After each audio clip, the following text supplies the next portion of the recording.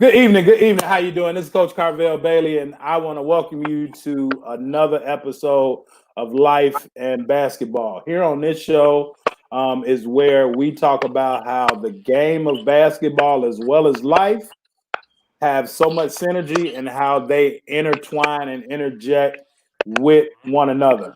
And so, what we do on this show is we take athletes, former athletes, coaches, former coaches, officials, former officials, as well as those individuals that have been tremendously resourceful and valuable in the game of basketball. And we let them share their story of how Little Orange Ball has helped change and oftentimes shape their lives. And so the show is being brought to you by Bless the Ball Skill Development Academy, where we help parents of unrecruited or under-recruited student athletes save money on college by helping them find the right scholarship for them, as well as the show is being brought to you by Understanding Life Through the Game of Basketball. Everybody I bring on this show exemplifies this title because they understand it's bigger than just playing basketball, dribbling a basketball, shooting a basketball. And tonight is no different.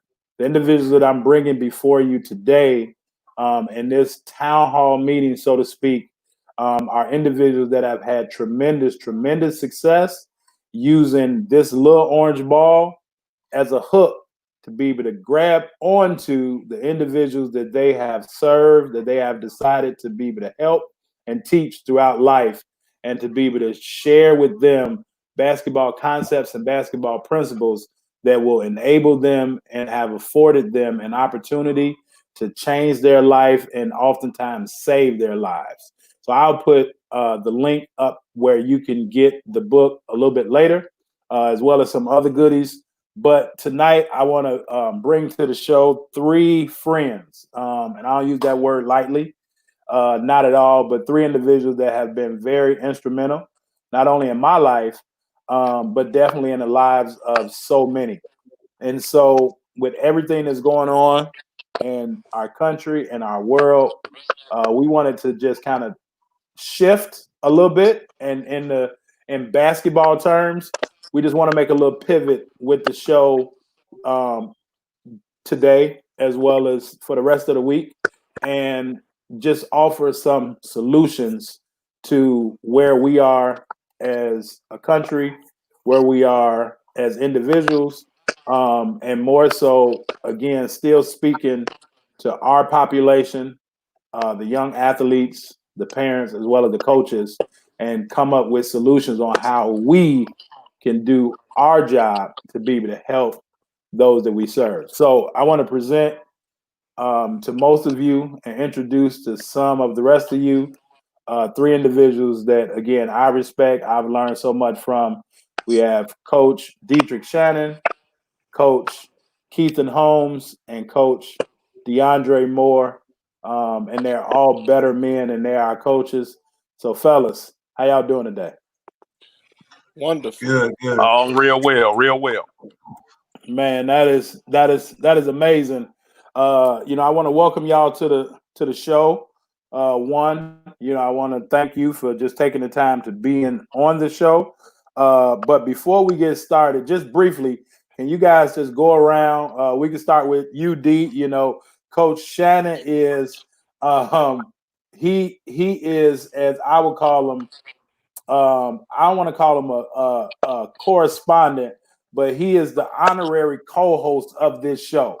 Has always been, probably has had more appearances than anybody.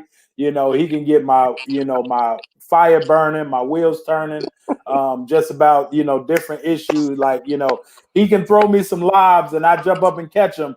I can't dunk, but I try to butter roll them a little bit. So we're gonna start out with Coach Shannon, and then we can work our way around. So Coach Shannon, man, talk to the folks, man. Tell them a little bit about who is Dietrich Shannon. Well, I started my career in Blue Island doing a little youth coaching, which has always been my passion for the youth and just trying to train them up, which is actually where I met Coach Holmes. Yes, sir. We had a mutual player, old Robert Bush, there. So me and Home go back probably as many years as I've been coaching. Definitely. And did some AAU coaching, which is where I met Dre, of course, into some JUCO coaching, which is where me and Bailey crossed paths.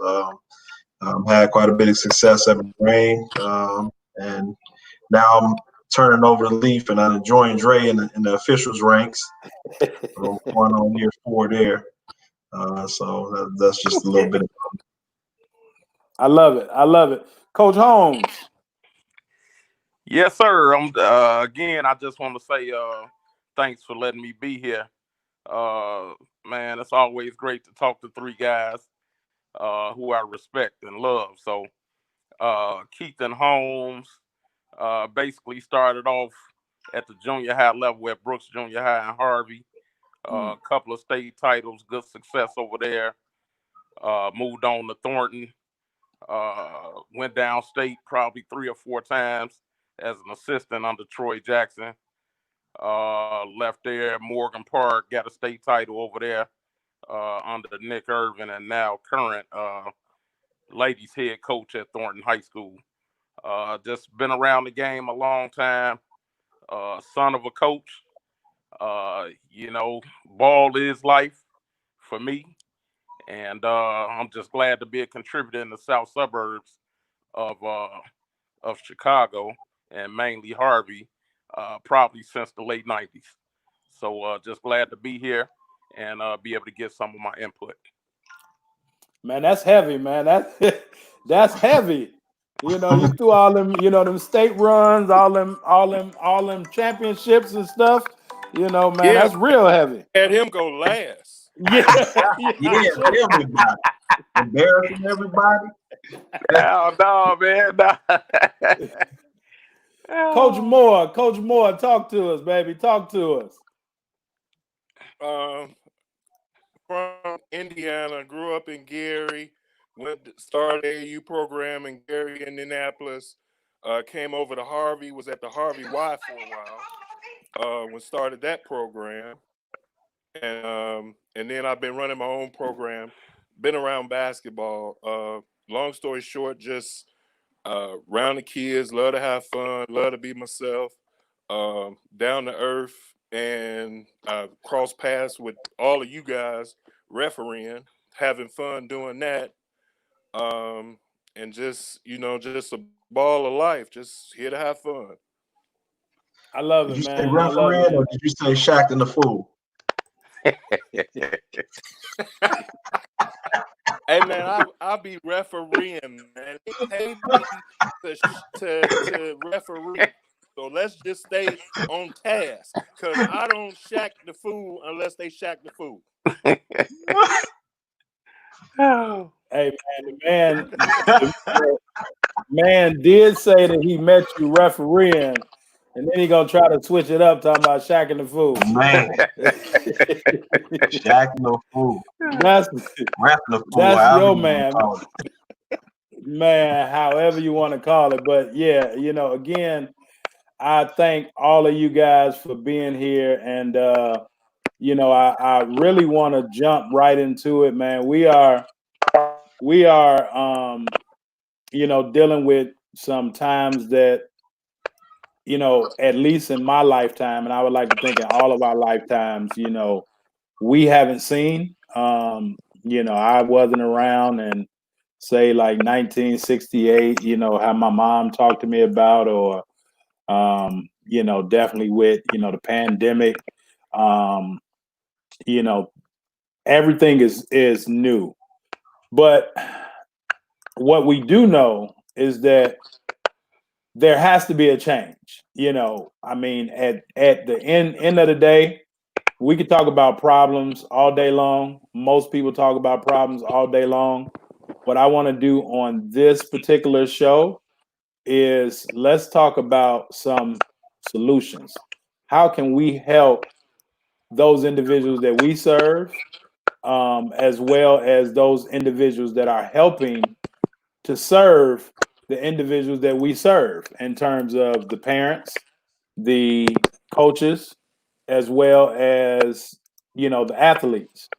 And so I know here in Chicago, Coach Shannon is not here anymore, but from here, you still got family here. It's been wild, weird, but everybody is hurting right now. I think our youth, well, we're hurting, right? Let's just put it out there. As Right. 4 Black men, we are all dealing with a wide range of emotions. I know I have been.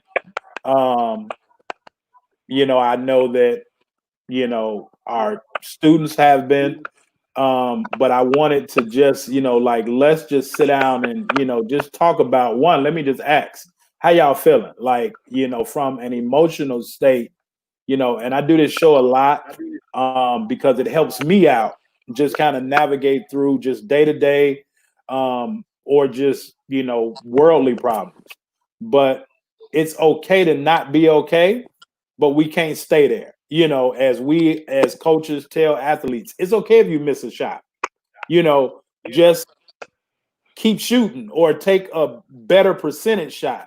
So let's Right. talk about how we can improve our shot selection, so to speak. And we can't stop shooting. We have to continue pressing towards that mark. But just first and foremost, how are you guys doing, man? Like emotionally, family wise, how y'all doing with everything that's going on? Well, I know for myself, just it's been a roller coaster. Yeah. It's up and it's down. Am I doing too much? Am I not doing enough? Am I scared enough or am I too confident about what I'm doing? Um, you know, you just defending everything that you're about at this point. Yeah.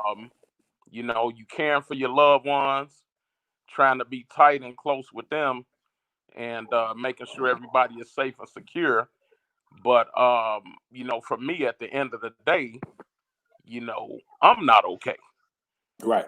So it's just been important for me to kind of pull back Right. and take some time to myself, which I'm not used to doing that.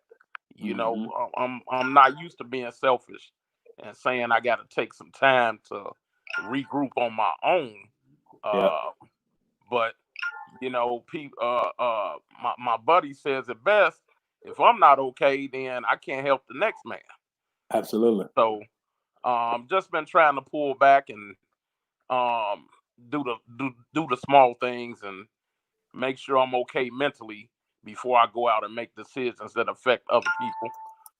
But it's been up and down, and it's just it's a tough situation. But you try to play the long game and not the short. Try to focus on the long game. I love that. Definitely the long game. Definitely the long game. Coach, either one of Yeah, y'all. I'm about where Holmes is. And me and Bailey, you've touched it on it for a little bit. In all honesty, it's crazy because it's almost like kind of went into hibernation. We've been hurt before. We've been here before, but this is a totally different level of hurt. It's hard for me to even describe it, which I can't even imagine what a 17, 18-year-old was thinking right now with 44 years on this earth. It's been tough for me to process it. It was not only his death, but it was the smug look as the officer took life from him. The not caring, the hands in his pocket posture. It cut deeper than the norm. It was now like in your face. We can do this when we want to, and we're gonna get away with it. Yeah. Before it was kind of we knew about it, but it wasn't as widespread. It wasn't as a joking manner as it is now. I've seen kids out here making little jokes. I don't know if you've seen the George Floyd challenge they're doing on Instagram now, where you have Caucasian kids putting their knee on a friend's neck, laying on the ground. Like it's the disrespect. It's the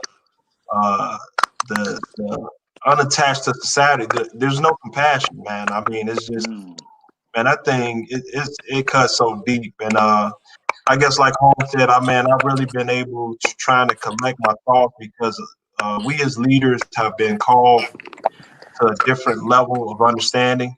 And we can't just go out and operate out of our anger kit after we've been preaching and teaching for years not to react from there. And although we're angry, we have to walk that thing out and be example through what we're doing, which is why I think, like I said, I've kind of processed it first, and I haven't really talked a whole lot about it. I can't really do social media. I've seen some things. It's only so much in a day that I can take of them riding or of watching them die. I've had to take a break and get away from it, man. It's just, man, it's tough, man. And like I say, it's hard to even imagine what step we take from here. I'm not angry at the kids that are rioting because they're doing the best they can to express themselves. I'm more angry at the people who aren't for the cause and are just doing it to gain opportunity. And that's what they're doing, and they're just putting a bad taste in my mouth in some ways. But I mean, even that's hard to process. I'm gonna be honest with you, because they're not the reason to be angry right now. It should be more of outrage with this guy putting his knee in this guy's neck for 10 minutes. That's what outrage should be. Absolutely.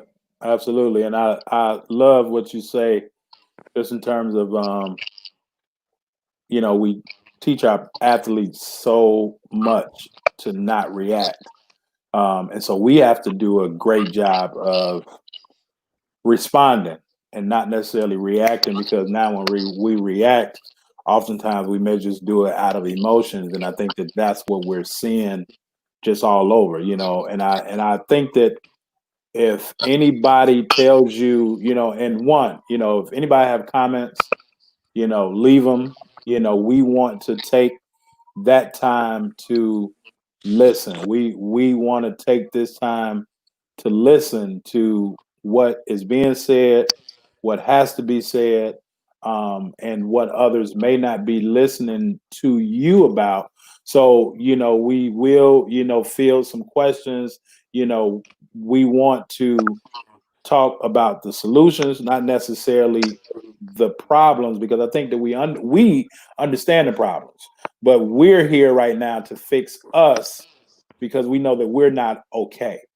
And if somebody told you that they are okay, I got a phone call from a former player today, and he was like, "Coach, how you doing?" I was like, "Okay," and I wanted to take it back right away. But during that conversation, I let him know. I said, like, first thing you asked me was, "Am I okay?" And I said, "Yeah, I'm good," because we just so used to saying that. But I was like, "I'm really not okay," But you said that we have to be those examples, and then something that I want to get into a little bit later, those that are, taking advantage of the opportunity, as opposed to those are really for the cause. So we can get back to that in a minute. But Coach Moore, how you doing, man? And I know you always got a smile on your face, but when you get serious, and you the superintendent. I ain't gonna even say of Chicago. You're the superintendent of Illinois basketball. But how are you doing, man?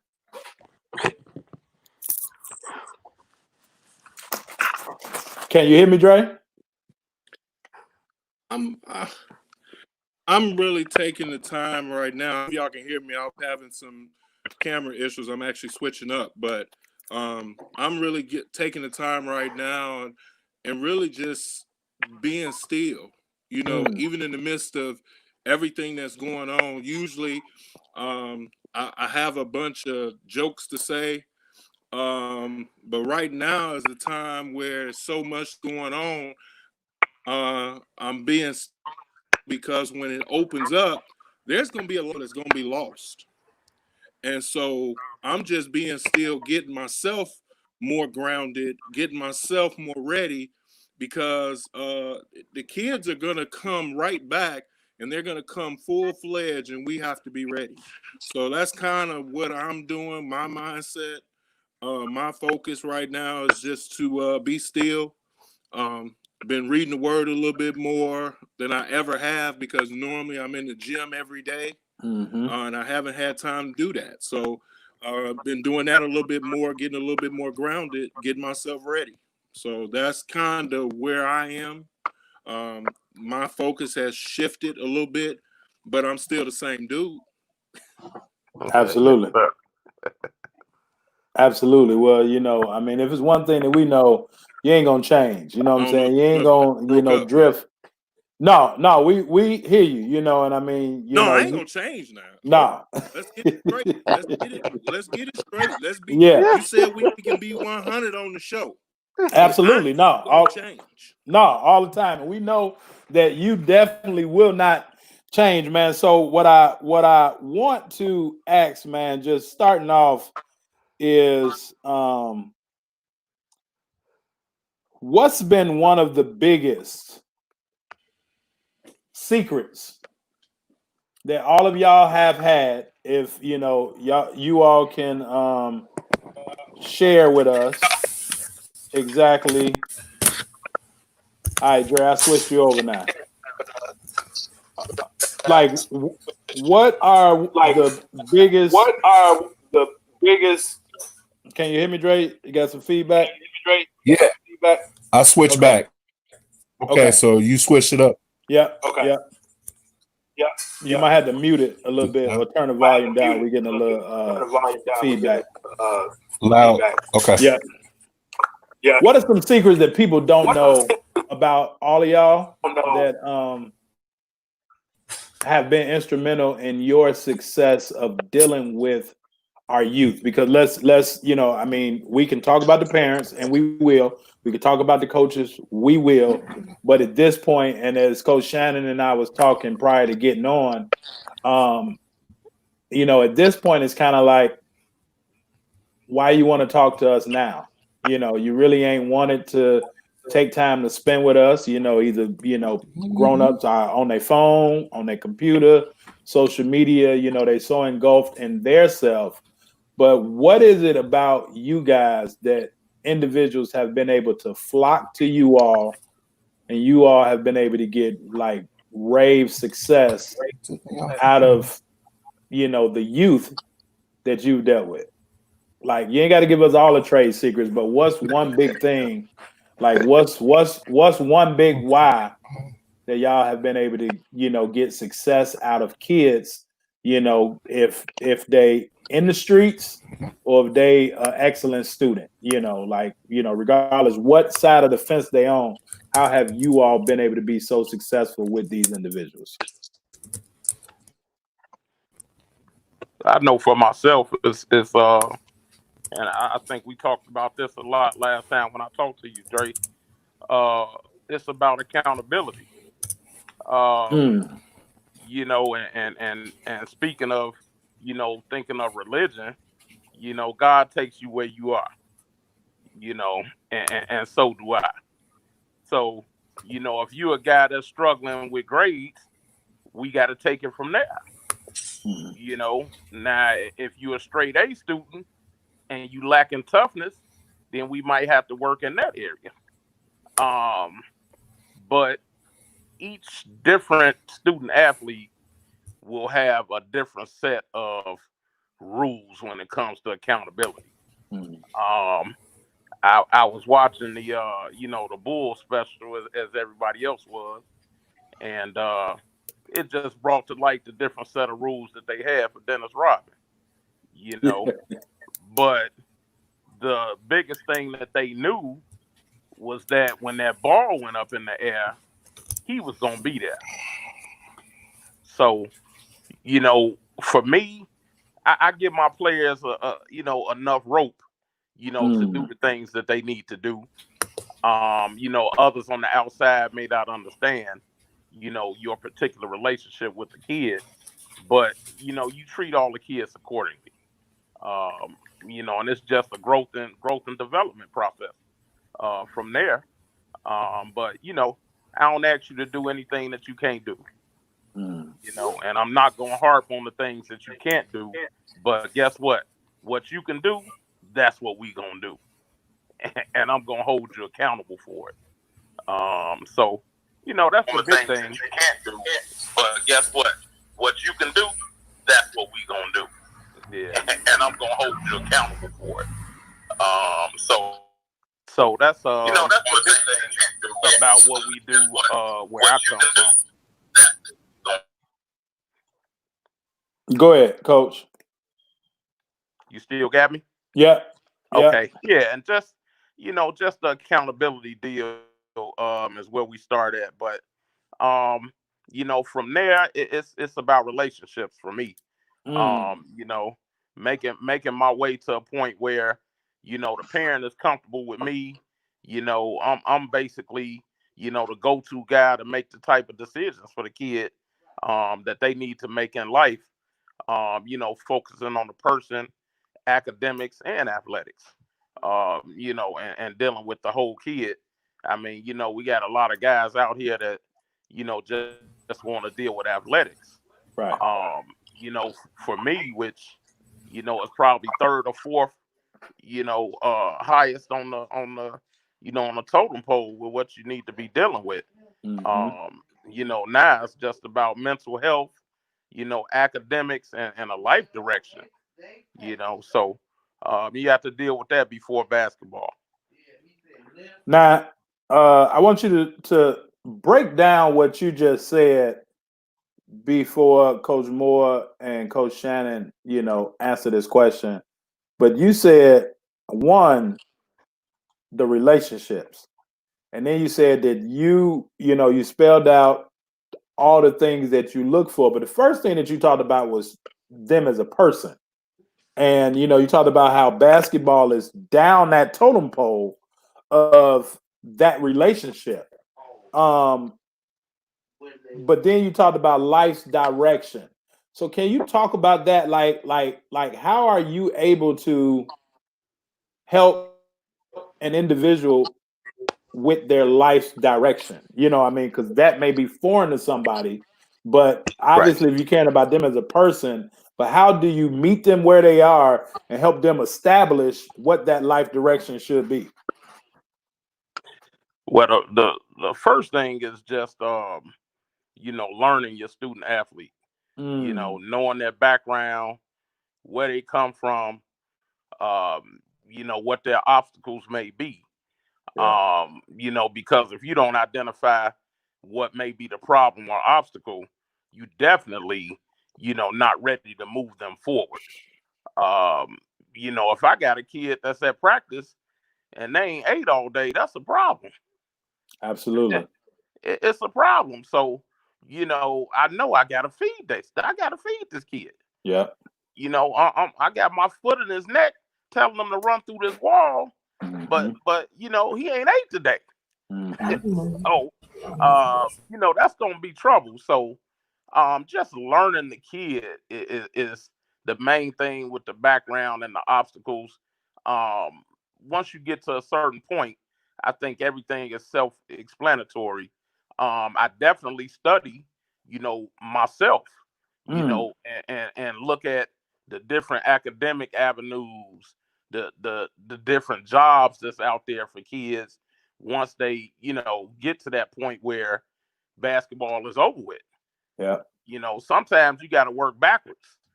And I hear coming in the gym every time, everybody is a pro coming in the gym. I mean, if I seen that many pros, man, I'd be rich. I'd be overseas in Europe somewhere, man, living off the land. Yeah, but, they don't think about when the game is over and the ball is not dribbling anymore. So to me, it's my job to think about that. Help kids pick a major, pick a school, that type of deal. It's all included. It's all included. But like I tell them, bring me that degree back, bring me that certificate back, and then basketball will take care of itself. Yeah. Okay. So you thinking about way beyond the season. I mean, if you starting to teach them and show them all of these things, I love it. And you made some good points that we're gonna come back to, because I think that that's going to kind of be where, you know, we're going to kind of settle on. But Coach D, man, what's, you know, one of your trade secrets? Like, how have you been able to get the youth that's in your care to respond in such a way that it benefits not only them, but the team, as well as their family or their circle around them? Well, again, I think with the level of success, like you said, that we have on the show, I think the one common thing that we all have is that we hold all our kids accountable. That's huge for me too. But there, kind of to piggyback off what Holmes says, there are degrees to accountability. You know, I've had kids who are traveling from the west side and they're trying to get to Moraine Valley, and there's only one bus that come on down 95th Street to get there, and they 10, 15 minutes late for practice, and we don't run. And everybody like, oh, man, dude, it's late. We ain't run. Yeah, you live down the street and you was late. We on the baseline. You know, like that's not even the same thing. This man coming through 5 different gang territories, and he fighting all of that just to get here. And you talking about driving your mom car to school if you don't have your own car. Ain't no reason for you to be late. You know, things of that nature. And then I would say being able to press and to know when to step back away from it. You know, I'll push you so much, but when I see you at your breaking point, my job isn't to break you down. My job is to mold you, and it'll feel like I'm breaking you down, but I'm only cutting off the pieces that we don't need. You know, I don't feel that we need to destroy a kid to a point. I think that's, again, and it's crazy that we're touching on this, that's that systematic way to destroy these kids, man. I can jump in your butt and I can do it in a loving manner, but you're going to know I mean business, you know, but you're going to also know that I care about you and I'm going to go to bat for you regardless of what's going on. You know, if the ball stop bouncing, I talk to Dave Howard all the time. You know, I know you guys are familiar with him. He's an assistant down at Whitney Young, and this guy still, we have a great relationship. But he played for me at Moraine, and he tore his ACL halfway through the season. And he never finished playing ball, but he talk about it all the time. We always discuss, like what Holmes said, what's going to happen when the ball stop bouncing. You know, you got to have a plan in place. You know, everybody not going pro. We need doctors. We need lawyers. We need to use basketball and not let it use us. And I'm going to be honest with you, that's probably my telltale story. I never completed my degree. I'm still working on completing my degree right now. And I felt like through the years, I allowed people to use me instead of me using the game. And so I think that's why I had such a passion for that with the kids. And I was a straight shooter. Like I never lied to them. I told them how it was. You know, I told them if they thought they were better than what they really are. I wasn't going to sugarcoat it. You know, I told you if I felt like you were making a mistake in the school that you were attending or so on and so forth, because, you know, all these kids get caught up in the, you know, I want to go high major. You know, there's no Rashawn Holmes if he don't go to Bowling Green State University. Absolutely. You know, we're not even talking about him being a pro. There's no John Contra who played for the Grizzlies now if he don't go to IPFW. You know, and nobody's even talking about him. Now, this is the same kid that had 30 on the Fire when they had Cliff Alexander and Jaleel Okafor, and he still didn't get recruited. You don't hear about those stories, you know what I mean? So, but holding accountable, doing things the right way, and eventually, if you're doing it the right way, people will find you. So just continue to stay true to us and push and press. And I'm going to say being able to be true and push and press when the guys around you maybe aren't doing that. You know, maybe you can come over here and get the shoes and the gear and look nice and all of that, and you can be late for practice and we're going to look past it because you're the guy. Yeah, but you're not going to create anything special, you know. That's right. So let's kind of stay there for a minute, because both of you guys talked about, you know, the accountability and the different levels of accountability, meeting them where they are. You know, Coach, you know, D, you talked about, you know, if a guy has to come through 4 or 5 different gang territories and what you said is what I used to always tell parents. I'm a, kick him when he need a kick. I'm a hug him when he need a hug, but I'm not gonna kick him when he need a hug, and I'm not gonna hug him when he need a kick. But there are individuals that, and I mean, we can talk about how basketball has changed and shaped so many people's lives, and this is our, audience that we're speaking to. But like, what really, happens, if you all can give us some like practical steps that you all have taken, because, there are gangs that's out here. There are people that's out here doing things, the wrong way. But at some point, a decision has to be made.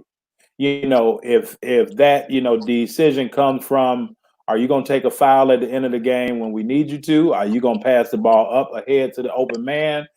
Are you going to remove yourself from a bad situation? Are you not going to go to that party and stay out to 2 a.m., where it can be violence and some type of personal destruction? Now, where Coach Holmes has talked to you about that life direction, but how do we get our youth at this point to be able to see a direction outside of their local communities? I mean, because let's keep it honest and real. They've been hurt a lot, and if it's hurt by, the things that they see, if it's, what you all talked about, if it's being like dehumanized or, just like push without showing that somebody care about them, but what can we do as coaches? And obviously, if we can take care of the athletic sector, maybe it can then broaden out to the other sectors. But how do we first get that individual to say, I want to be around what's right and not what's wrong? Well, I think one thing that's been really working for me over the years has been and it really goes back to the relationships that are formed, but there is a line that we all hold, being from the same place, going through the same struggles. So I'll often catch, some of my older players talking with some of my younger players. So one of my special classes was that one with 08, 09 when we went downstate the last time. And those guys are Richie Thompson, Reggie Smith. They often will reach back and they'll talk to current players or younger players. And, my home is a safe haven for all of them. Okay. So, yeah. When they come around, we're often here together. Even a bunch of players who are from different age groups, but I think they have a recognition of the type of turmoil that we've all come through. Even me telling old war stories about, growing up on the south side of Chicago, okay, Roseland area, that type of thing. They may not be as familiar with that, but they can draw a similarity between what they're going through in their youth right now. Okay. So what you saying, Coach, what I hear you saying, and Coach Shannon, correct me if I'm wrong, but you've been very transparent with the people that you are blessed to work with, blessed to serve. Man, definitely, and just, letting them know that we're human too. It's not to the fact where we don't make mistakes. So the closeness that I have with a lot of, my players, you see the right and the wrong that I do individually also. Yeah. So at this point, we really can't deny a lot of that goes on, but we can be that transparent, like you say. Yeah. And just show that you can make it through. You can make it through. There's been us that have made, and at the end of the day, you can make it. Yeah. The youth are looking for something to hold on to right now. That's what. Yeah. Yeah. And it's like being out to sea and you can't swim. Somebody got to throw them a lifeline. Yeah. Somebody got to throw them a lifeline. So, I just let them know that I'm here, man. Anything to the extent of my power, I do for you. Yeah. Yeah. And hopefully when they encounter that tough situation, they'll reach back at me and say, "Hey, what you think about this, coach?" Yeah. And not to cut you off, Coach. And so I know that Coach Shannon and Coach Moore, have grown sons, and Coach Shannon and I was talking about just how for a long time, a couple decades now, he's had to just have that concern, at times that fear about not only himself when he goes out into the world, but also for his son. But when you said have something that they can hold on to, that lifeline. What's that lifeline, Coach D, that you throw out? Like, for those individuals that, because in my 27 years of doing this, coaching or working with kids, I've never met a young man or a young lady that did not want direction. Yeah. Regardless how in the streets they were, regardless how of a good person they were, but I've never met nobody that didn't want direction. It's all about how you communicate with them, how you show them that you care about them. As John Maxwell said, until I know how much, I don't care how much you know till I know how much you care. I think I butchered that quote up, but it's something to that point.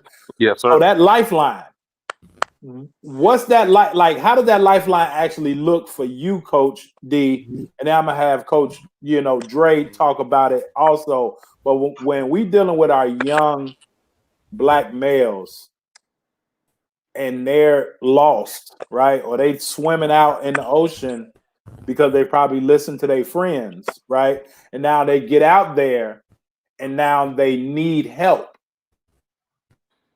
How do you help? I would say again, same thing. I mean, we say secrets to success, but there's really no secrets to the success. Piggybacking off of what Holmes said, being transparent. I've always been transparent with where I've been. I would actually tell my team that, hey, we're a group of misfits, including me, because I'm a misfit too because of the way I've got here. People thought less of us. They thought we could get it done. Let's go out here and get it done together and prove them that misfits can do it. That would be one thing, but the biggest thing that I would say is words of affirmation. Oh, I love it. Not kissing no tail. That's not what I'm saying. I'm not tell a kid he great and he ain't great. I'm saying, dude, you're a young king. You could be better. You could have better. There's more to the world than what you see right here. Yeah. It's bigger than Inglewood. Come out of Inglewood. Let me show you the soft suburbs, or come out of the west side and let you see. Let's see how the other people are living. Like, you can live like this too. It's in your reach. And I think words of affirmation has been able to make that connection. And some of the things that and I'm going to be honest with you, us as adult men are still looking for in some cases. Most don't have a father.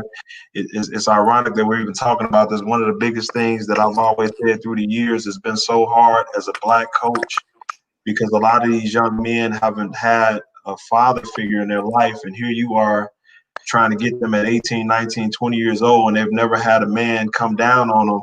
So they take it in the wrong way. And ironic with everything going on with race, because that same white coach could tell them to do it and they all in. It's wrong or something. But, Black coaches were faced with something different, because you've got to win them over before you can even coach them. No, that's big. And so win them over before you can even coach them. So what I'm hearing you say is that trust word. Like it Yeah. has to be some trust built up.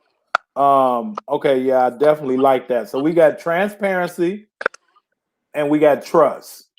And we really can't have, I mean, correct me if I'm wrong, because you both said accountability. We really can't have accountability until we've built up the trust. And the trust don't really come in until they know that we're not perfect, which That's right. is the transparency. So if they think that we're perfect, they're not going to even attempt to be vulnerable with us and to be able to share those thoughts with us. So I think that in order for us to hold them accountable, it has to be some transparency and it has to be some trust. And we got Coach Moore. I tell you, the superintendent, he got all type of gadgets and all type of things over there. Coach, can you hear me? Yes, I can hear you Okay. now, man. All right. So Man. what we've talked about, man, and what we've heard is, one, most youth want direction. Yes. And it takes for us to hold them accountable to be able to do those things in which that they may say they want to do, that they may feel like they want to do, but it has to be some trust and it has to be some transparency. But what Coach Shannon and Coach Holmes were saying, if those kids are out there, and which is what we see now, right? They're just out there swimming. They're basically out there surviving.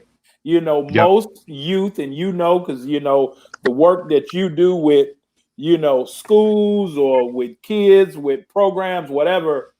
There are a lot of our youth, a lot of our young men, and they living with granny. Let's call it what it is. They're living with granny. Some may be living with auntie, with cousin. It's a disproportionate number of young Black males that possibly could be involved in athletics that could help change or save their lives, but they homeless. I mean, if we really gonna talk about it, it's a lot of people that can't give us the time because their time is spent either being the parent to their younger siblings, or they're trying to survive because they need to know where they're gonna lay their head at night because mom or daddy or whoever ain't around. So they're out here surviving. And that causes a lot of pain, that causes a lot of trauma, that causes a lot of discord.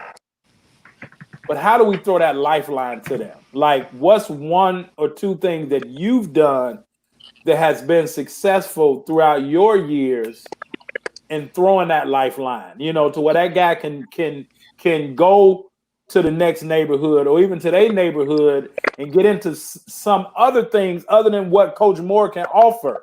Right. But what's that thing that you throw out that serves as that lifeline for them to be able to say, okay, this is really gonna help me? Well, first you hit home because I was one who started. I lived with my grandmother. So I came up through that life. Yeah.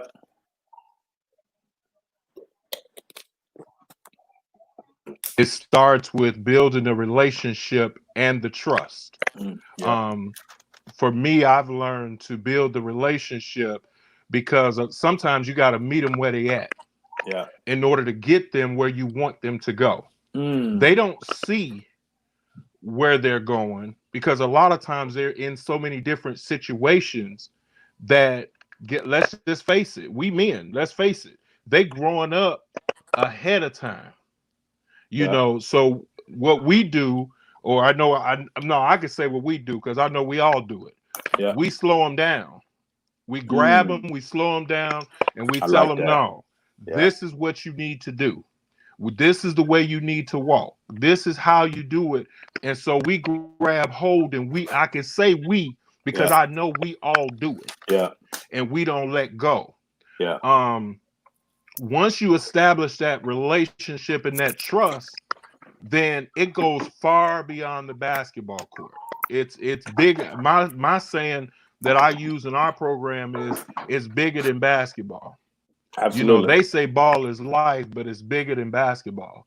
When you talk about the kids that's on the street, on whatever side of town, wherever they at, they on the street. If they know that they have a chance to do something, then you just stop them where they at. And so we just kind of stop them and redirect them. That's the word. Give them a redirect and a purpose as to what it is. So for me, you know, I learned from when I went to a Bobby Knight camp that he said it started with relationship. He was only successful because he was able to build a relationship. So that's, you know, there's a bunch of stories, and we can go into a bunch of stories about this kid and that kid. We all got those kids. Yeah. We all got them. We still got them now. But at the end of the day, you know, you ask what, for me, how I've been able to reach them. That's how. So now let me throw this question out, because it's certain buzzwords that people just pick up on and they run with. You know, the basketball sector is now the biggest buzzword everybody talks about is culture, right? But culture is really nothing but habits, you know, and habits that are formed over time. You know, how we do things, why we do things. But another buzzword is that relationship word. How do we build relationships with this generation? And when I say this generation, I'm talking between 4th grade, you know, and I really question if I should go younger, right? But 4th grade to, let's say, like 20, 25, you know, and that's a wide range. But how do we build that relationship with that individual? Because as Coach Shannon said prior to us getting on, they like, man, ain't nobody gonna listen to you. Like, go on, old timer. And we know that it's so many young individuals that the world is afraid of. And because the world is afraid of them, afraid of what they may say, afraid of what they may do, because of people are afraid of them, nobody talks to them. So how do you build that relationship with these same individuals that are perceived as threats in society? So I think, Holmes, I think me and you talked about this earlier, and I think right now in the posture that we're in, we have to listen first. First and foremost, that's the biggest key. And us as leaders, you know, everybody think when it says that you're a leader, that means that you got to be out front with your chest puffed out. But the best leaders are sometimes followers, and knowing when to follow. Yeah. I'll tell you this, and it's gonna sound crazy, and I bet you the panel can relate to this. How many coaches do you know will get in the huddle in a 1-point game and ask the kids what they want to do? Right. You know, instead of dictating to you, hey, we're gonna do X, Y, Z, and they tell you flat out, Coach, we don't think we should play zone. Well, they clearly not behind it. If they gonna play harder and play man, we're gonna play man because y'all out there playing. I ain't playing. Yeah. Right. You know, and I think that's the same thing that we have going on right now, is that we need to be better listeners to these young people and see what they're saying in order for us to better assist them through what they're going through. Because I'm gonna be really frank, we don't know what in the world they're going through. They didn't have social media when I was a kid. Yeah. They couldn't tweet 4,000 times and be retweeted 4,000 times before they get to school, and somebody being bullied and you don't even know. Talk about it. Yep. So I mean, it's a different arena, man, and that's so my take on that would be listening. I love it. Yeah.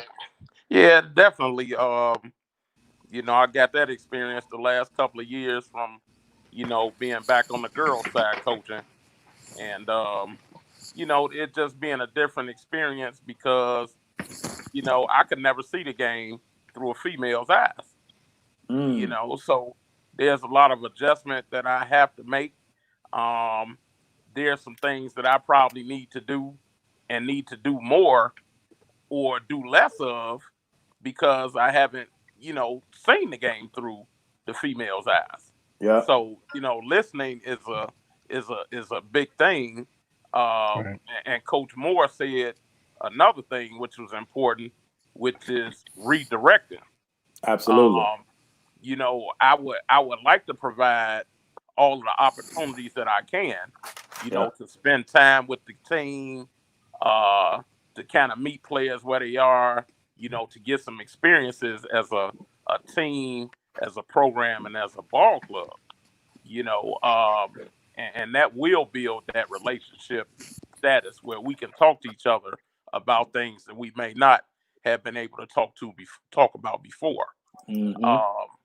But at some point, you know, you're working your way to that point where you can redirect. You know, if we're doing these activities because you guys want to do it, here's something that I want to do, you know, and let's balance that out and then let's build that. But you know, listening is a big thing, you know. It's a skill, man. I mean, it's literally a skill. It is. And you know, you got to recreate yourself in terms of that. You know, we've all done some great things, but at the end of the day, you know, I had to reverse, you know, and pull myself down to nothing, you know, and get down on the level of where the kids may be in order to hear that message. Yep. And that's a great point. And so that it don't get, you know, confused or go over anybody's head. You're not talking about necessarily getting on their level in terms of how you're acting, but just being able to let yourself go so that you can receive what they're given, you know. Exactly. And I think that that's huge. And to Coach Moore's point, and you know, I'm gonna let him break it down, you know, a little bit as well. But let's put it in basketball terms, because most people think of redirection as like, okay, you don't like what I'm doing, or you're trying to tell me to do something. But in basketball terms, redirection is either pivoting or a ball reversal, right? So what happens when all your friends are over here, strong side? That weak side gonna be wide open if you just reverse the ball and you're gonna get an open shot. But the same token, if I'm getting trapped and I grab the rebound, now I'm getting trapped. Well, what I'm pretty sure, again, like Coach Moore said, what all of us gonna do, we're gonna teach them a front pivot and a reverse pivot, because at times all you have to do is just redirect, which is what Coach Dre is talking about. You just got to see it from a different vantage point. So, Coach, can you just talk about like getting like the redirecting so that they can see it from a different vantage point? Because again, we all in our 40s. Some of y'all might be in y'all 50s. I don't know. I think me and Coach Shannon, we the younger guys of the group. But you know, but like I said, I wasn't around in 68. I was born in 75. You know, I experienced racism early on when, like in 1982, my family moved to Oak Forest. We had a house built from the ground, moved from Harvey to Oak Forest, the only blacks. You know, we had crosses burned in our front lawn, eggs thrown at the house, you know, windows busted, nigga go home, like all of those things. And I experienced it at an early age. But to Coach Moore's point, our youth now, they're dealing with, and as Coach Shannon said, all social media. So they're dealing with the ills of their peers, as well as they're dealing with the fear from those people that don't look like them. So they kind of getting it from both ends. You know, we didn't necessarily do all that bullying because we'd be like 3 o'clock, meet me outside after school, we're gonna fight. But what Coach Dre is saying is to grab them and slow them down and to kind of model with them on that redirection or on that pivot so that they can see a certain way. Can you break that down, Coach? Like, what's on the other side of that pivot? What's on the other side of that redirection?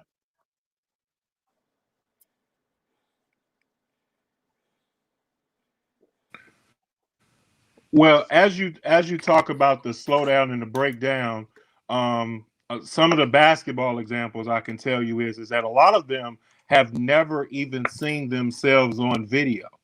And so because they've never seen themselves on video, they have a perception that I didn't do that.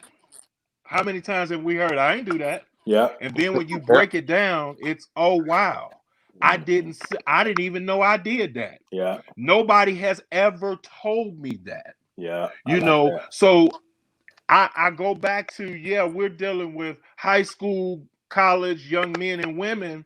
But what happens is that at the lower levels, a lot of them have not been trained properly to do all the pivots. So now we have to start from the beginning and the baby steps. That comes with the redirection to say, especially in basketball, hold on, when you do this, this is what you're supposed to do. But not only do you have to say this is what you're supposed to do, you got to get him the why. Because they need to understand why they're doing it. Because if they don't understand why they're doing it, it doesn't make sense.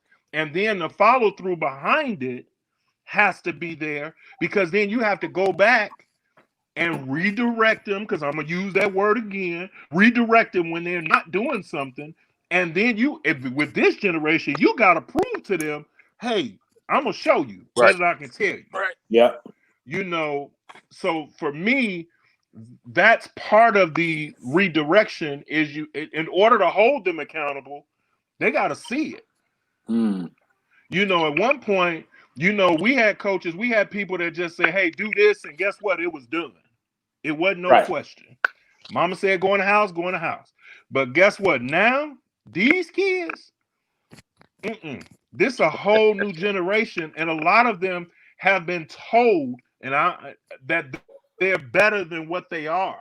I'm just going to call it out there. I don't know if y'all said it. I've been in and out, but a lot of them think that they're better. So now you got to actually tell them, no, boy, you ain't that good. I've seen people way better than you. You're not that good. It's a bunch of tools that you're missing. But in order to tell them the tools they're missing, got to break it down. So we go in the chop shop. We go in the film session. We do one-on-ones. Come on. Let's pause for a minute, because we go in those film sessions and those chop shops, and I do it now. Right. Because I don't want them to get to college and be surprised. Right. I don't want them to get to college and be like, man, I've never seen this. Okay. Yeah, no. So that's part of today's game now.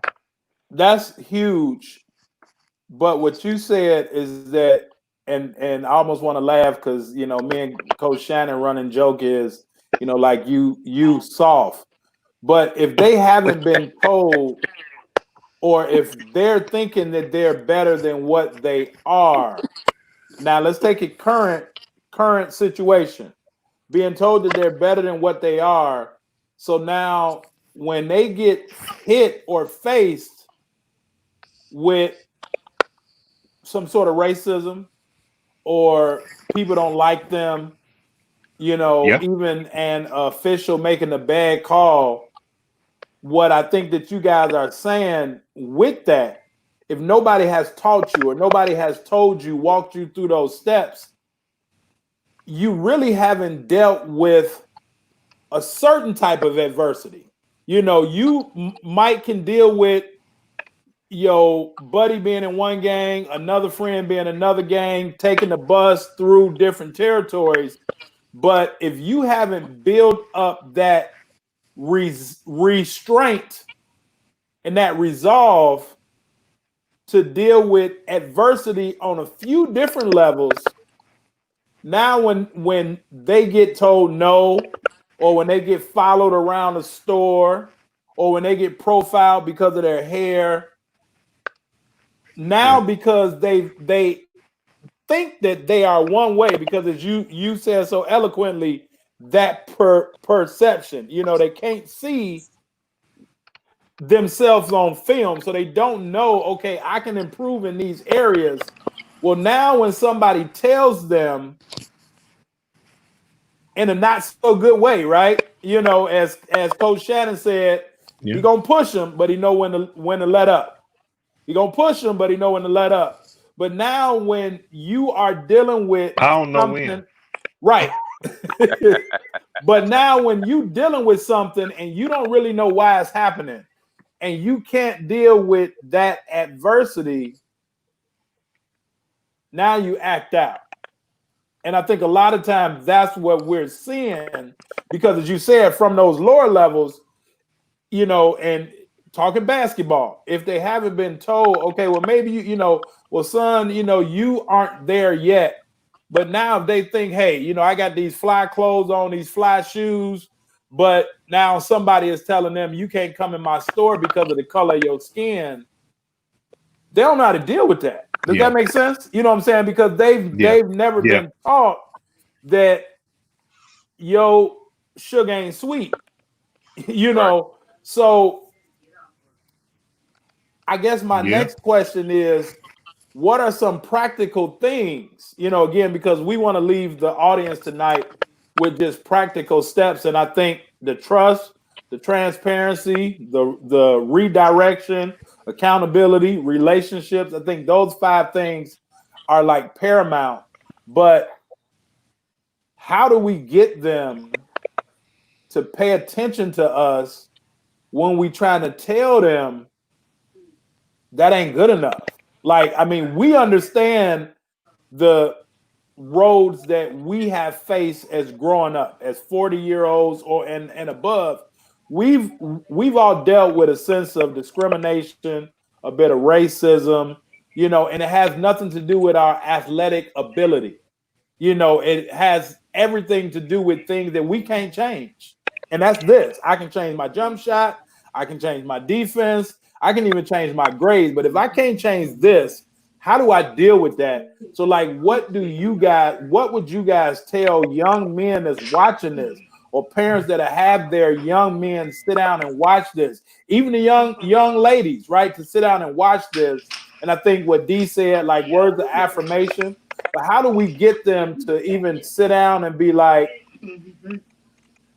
it's going to come a point in time where somebody ain't going to approve of me, and there's really nothing that I can do about it. But how do I still navigate through that trap? Because that's where we are now. Like, they don't really know how to pivot. They don't know how to move. And so what they doing now is kind of taking the ball and throwing it at the defender because the defender is too close up on them. Well, I'll speak for. Go ahead, D. Go ahead, Home. Go ahead. Well, I mean, at this point, it's a tough question to be answered. If you have not prepped your teenager or your child for this type of situation, which none of us have seen all of this coming. But if you haven't prepped them, in terms of knowing that adversity is going to come, you almost got to go back to square one at this point. One of my pet peeves is, believe it or not, experiencing Harvey, man, we got some of the most spoiled kids in the world. And the thing is, they don't know what no is. Yeah. And they also don't anticipate that there is gonna be a lot of things that don't go your way. But it's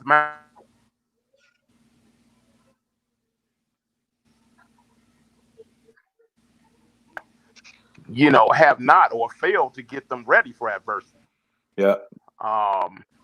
So I mean, at this point, you just have to go back to square one and help them to realize that adversity is here. It's not going anywhere. And what we can control is our reaction. There you go. And that's the only thing that we can control. We go. can't control. We all on the same spaceship right now. Unless you're going to jump off the spaceship, it's nothing else that you can do. But you can control your reaction, which is also going to lead to where your destiny is going to go at this point.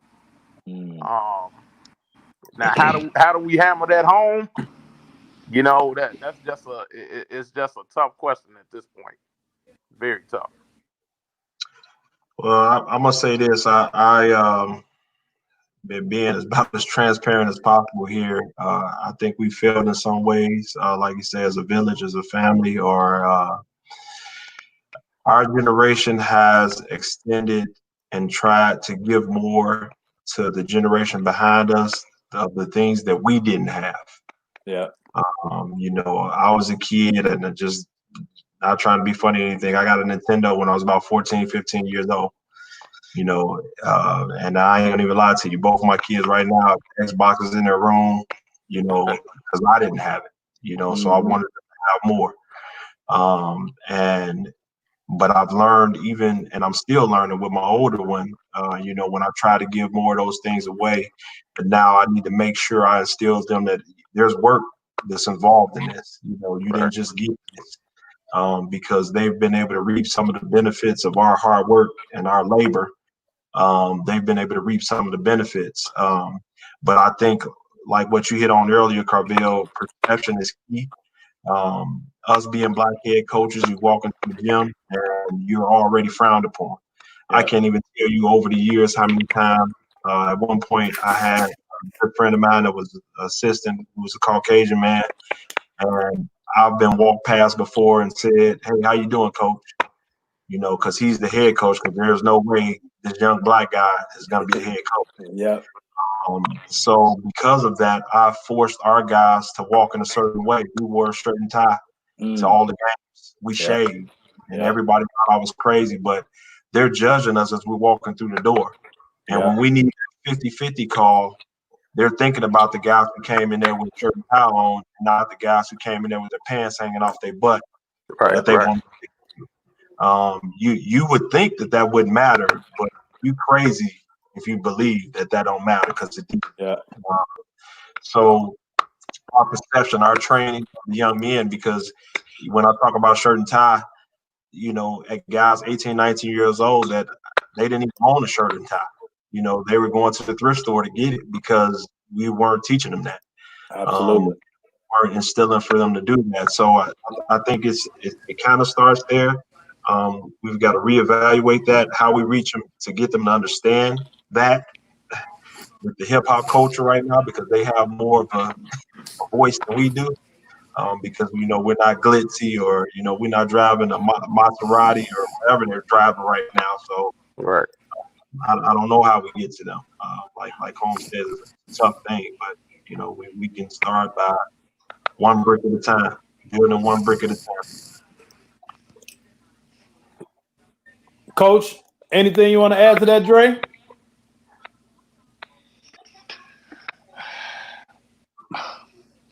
Well, just a couple things. First of all, man, we have to, take a moment and, hey, Steve, hey, Steve, hey, Barry, hey, D-Ice, glad to see y'all. Thanks for joining the show.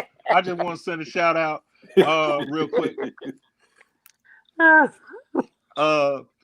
Now back to the regularly scheduled broadcast. To answer your question, to piggyback off what Coach G just said, guys in my program, they didn't own a tie. They didn't even know how to tie a tie. So we had to teach that. A lot of skills off the basketball court we had to piggyback off of. Yeah. When we actually go out of town, you know, I stay in those hotels and I tell them about different stories of the different race and to pay attention. And so as we're going through this pandemic now, a lot of the things that I said, those young men are coming back saying, hey, coach, you said it.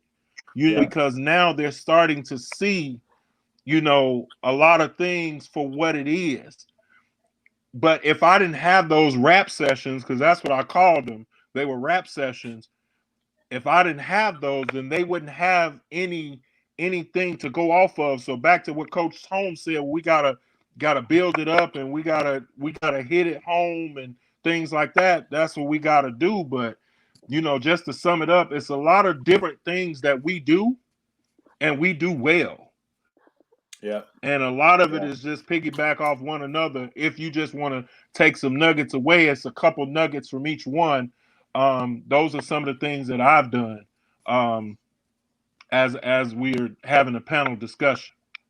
Yeah, no, that's big, man. And you know, another buzzword that's always out there that I think is overused and can be saturated is that life skills word. You know, anything that we do in life ultimately requires a skill to be able to do, unless it's a God-given gift. But those things in terms of knowing how to talk to officials, right? If you know how to talk to an official, you will learn how to talk to a teacher, a police officer, a judge, boss during the interview, you know, but learning how to effectively communicate, you know, that's a skill. Learning how to listen, you know, that's a skill because, you know, I mean, listening, we can have a whole show on that. You know, there's selective listening, it's active listening, you know what I'm saying? It's listening to respond, you know, or, you know, like intently listening. So it's a whole lot of different ways that you can listen. But things like tying a tie, knowing how to comport yourself and just carry yourself on or off the court the same way that it is when you're in or out your neighborhood, right? So let's make that comparison on the court in your neighborhood to where, you know, it's kind of comfortable because you know what's going to go on. You know how to dribble, you know how to shoot, you know where to go in your neighborhood, you know where not to go. But now off the court, now it's maybe foreign, or now you're in a more of a adaptive state. Like if you're in a different type of neighborhood, if you're in a different environment. So how do you make, you know, those things correlate?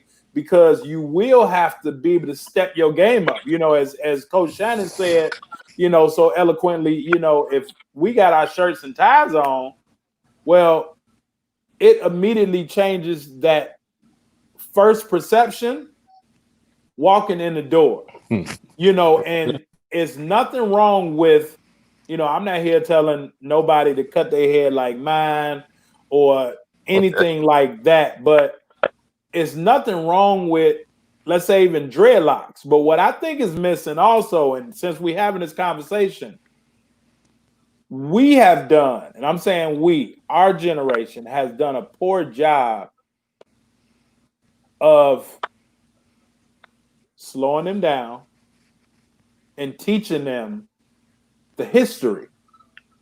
Because, and as Coach Holmes said,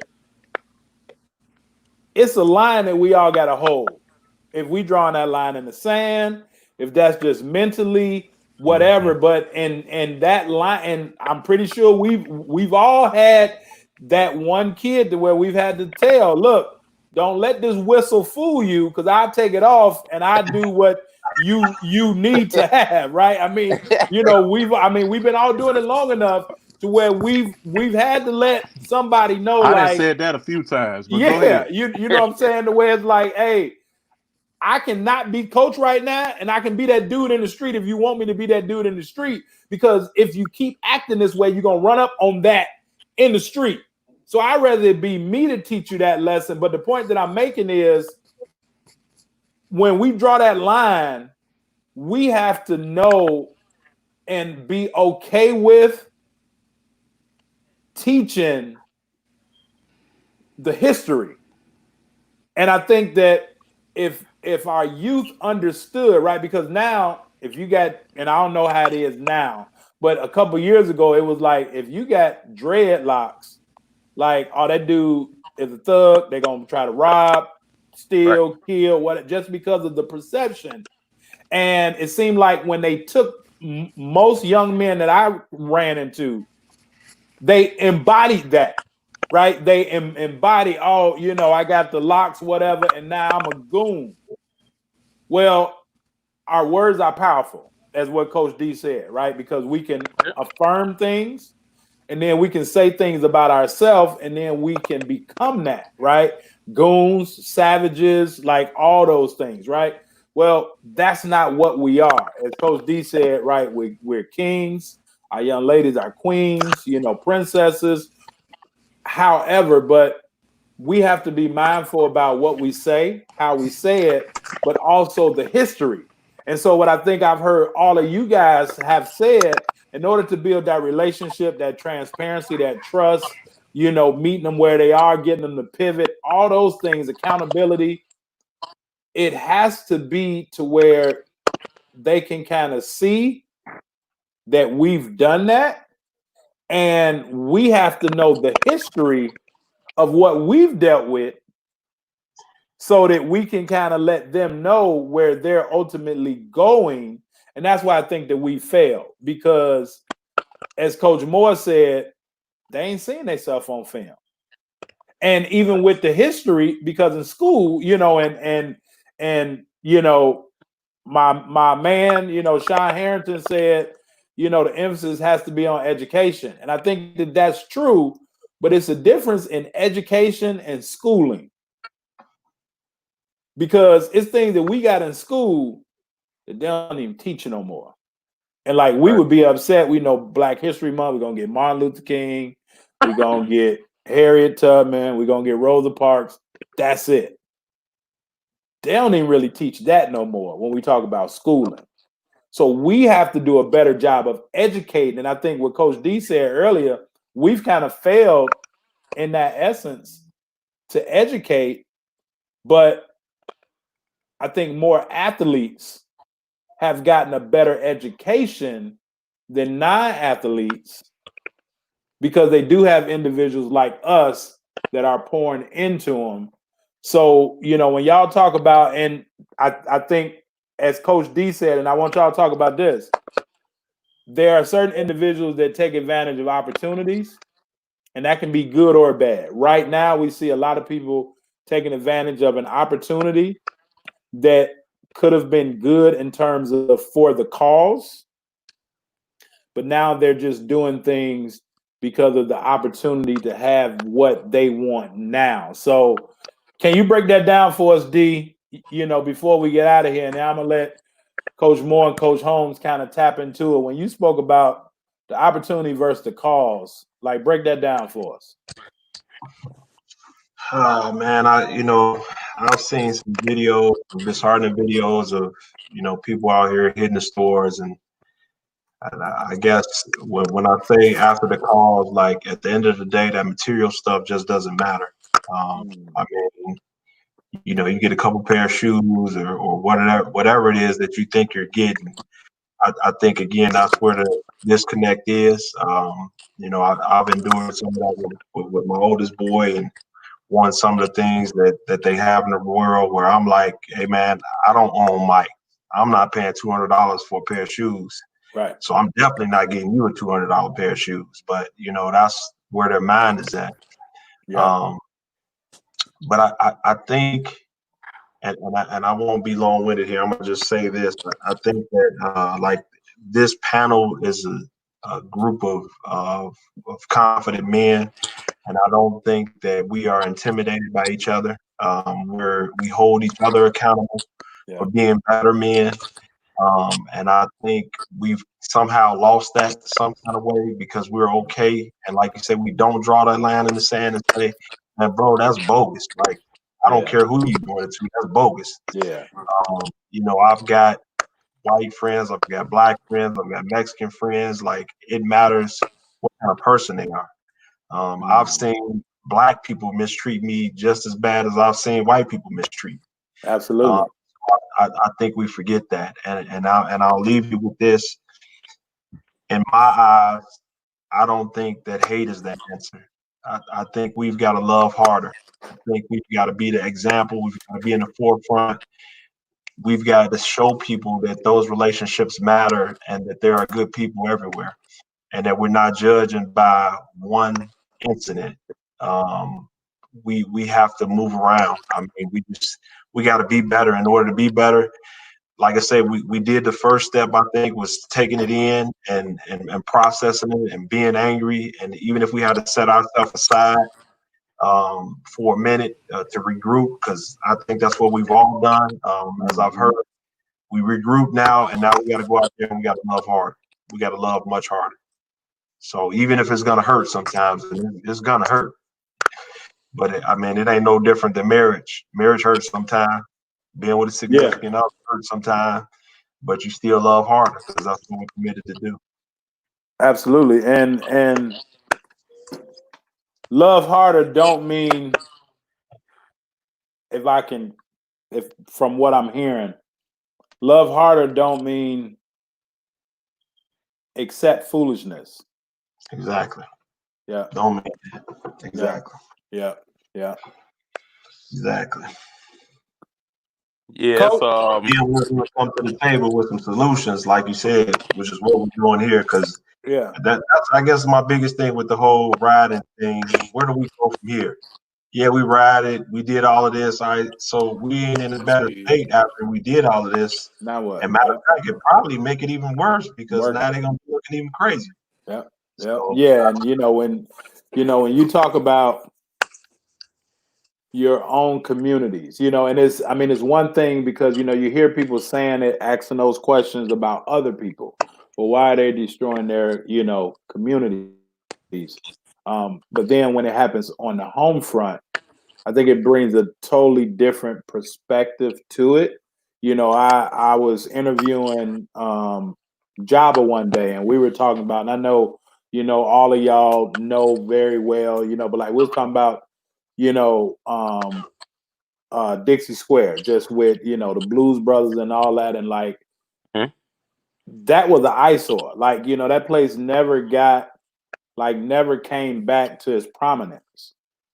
After that, and it's going to be difficult to do some rebuilding in the manner in which it was. Not to mention, if we were already disenfranchised with grocery stores, with proper food, because going to the corner store to get some ground beef, and when I lived on the west side and I lived in the village right across the street from Montefiore, and I lived above the store, and during them college years and all that, I could go downstairs where they had the deli and get like $2 worth of ground beef and get my rice or whatever, and like make a meal. But that wasn't like going down Roosevelt to Dominick's or to Jewel. It's a different grade of meat. It's a different, you don't know how long it's been there, so already the resources in our communities were slim to none already. And so now if there's, accounts of, prescriptions being thrown on the street, and again, we talked about it. Dre said he was one from Gary that lived with Granny. Well, if Granny can't get her medicine, like what now? Like, were those shoes really worth it? Or was that opportunity did it really weigh more than the cause? And so, Keith, and I'm gonna let you piggyback on what D was saying, but I think that, I just wanted to chime that in because our resources, as Coach said, it's not always gonna be better, but in this case, it can probably be worse because now those same limited resources that we already were working with, now in most cases, they down to zero. And so where's the help gonna come from if we not helping our own? So go ahead, Coach. I'm gonna let you chime in on the previous question. Right, and that at this point, we have to help ourselves. Number one, we have to cancel all the noise. It's a bunch of noise going on right now. And as we spoke about the youth, social media, it's a monster. It's a monster, but they're looking to, rappers and Jay-Z and these type of people to see what they're saying, and we all know that 99.9% of them are silent right now. Yeah. So, we just have to cancel the noise and just agreeing with what D said. We got a plan right now. Yeah. There has to be a concrete action plan to what we want to do, what I want to do, what I want to do with the youth, in terms of it could be something as simple as dealing with the census and dealing with registering youth to vote. Yeah. I mean, I know several, youth in my family that are not registered. So each person has a different role to play in terms of where we go. But in terms of that plan, I mean, you might be one that could buy some property, and can provide an opportunity for our youth somewhere. Yeah. I remember back in the day, I never went home. I had good coaches. I had Don Pittman. I had a few other coaches that, we just stayed at the school from 3 o'clock to 8, 9 o'clock at night. Safe environment, learned how to play sports, learned accountability. Yeah. So, at this point, we just have to stay positive, look to create some opportunities for our youth, to do something productive and positive. But it's going to take a lot of planning. It's going to take some minds to come together. And we got to fight through the hurt. We got to fight through the hurt. So, I'm just looking for anything positive that I can do to help one or many youth at this point in my family, outside the family, at the school. And a lot of it is going to come through, being able to elect the right people in the right positions, and even some of us sacrificing and taking some positions that we really didn't plan on. But being able to help situations along because we have a voice. I look to unite with you guys, real soon on any opportunities that we can. And try to push it forward. And that's why I wanted to do this today and gonna have other shows moving forward, especially this week. Not to date this show, but with everything that's going on, because we pay our respects to George Floyd's family. I didn't even consume it. I haven't even watched it. Don't want to watch it. I'm very mindful about some stuff that I let into my energy, into my soul, into my spirit, because I can't get that out of my head if I do. And I think what D said with social media and a lot of things, once we ingest it, we can't get it out. Right. But what I've heard both of y'all talk about, and I'm going to let Coach Moore kind of hit it out the park with this, is we have to plan, we have to come together, and we have to be secure with ourselves, with being able to connect and collaborate with others for the benefit of the whole. And I think that one reason why we fail is because of that 3-letter word, right? We like, with us four, we could help so many than however many we've helped on an individual basis. But with us, we can put them little 3 letters to the side for the big call. So, Coach Dre, Coach Moore, can you talk about the importance of, at some point, we got to put our egos to the side if we really, really want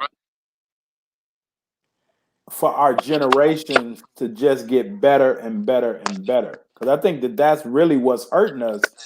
I don't want you to get the credit. I don't want Coach Holmes to get the credit. I don't want Coach Shannon to get the credit. So I ain't going to mess with y'all.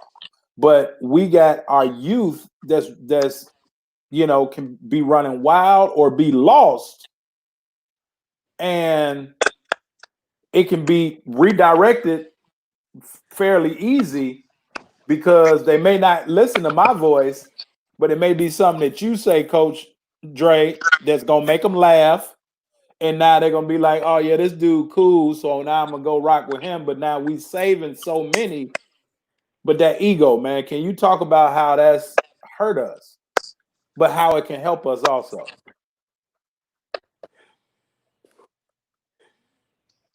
Yeah, the ego hurts.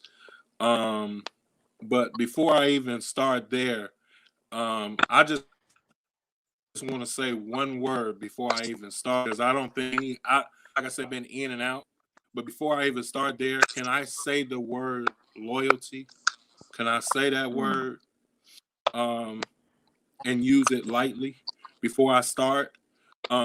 Because that's something that we haven't, as a whole, we haven't taught loyalty.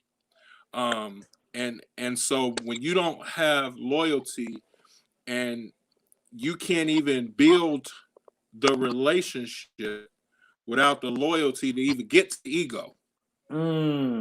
I can't, we can't do that. Say that again, man. Say that because you went fast with that. Say that again. Actually say something. I'm sorry. Say that again because you went super past that because you broke the loyalty and the ego down.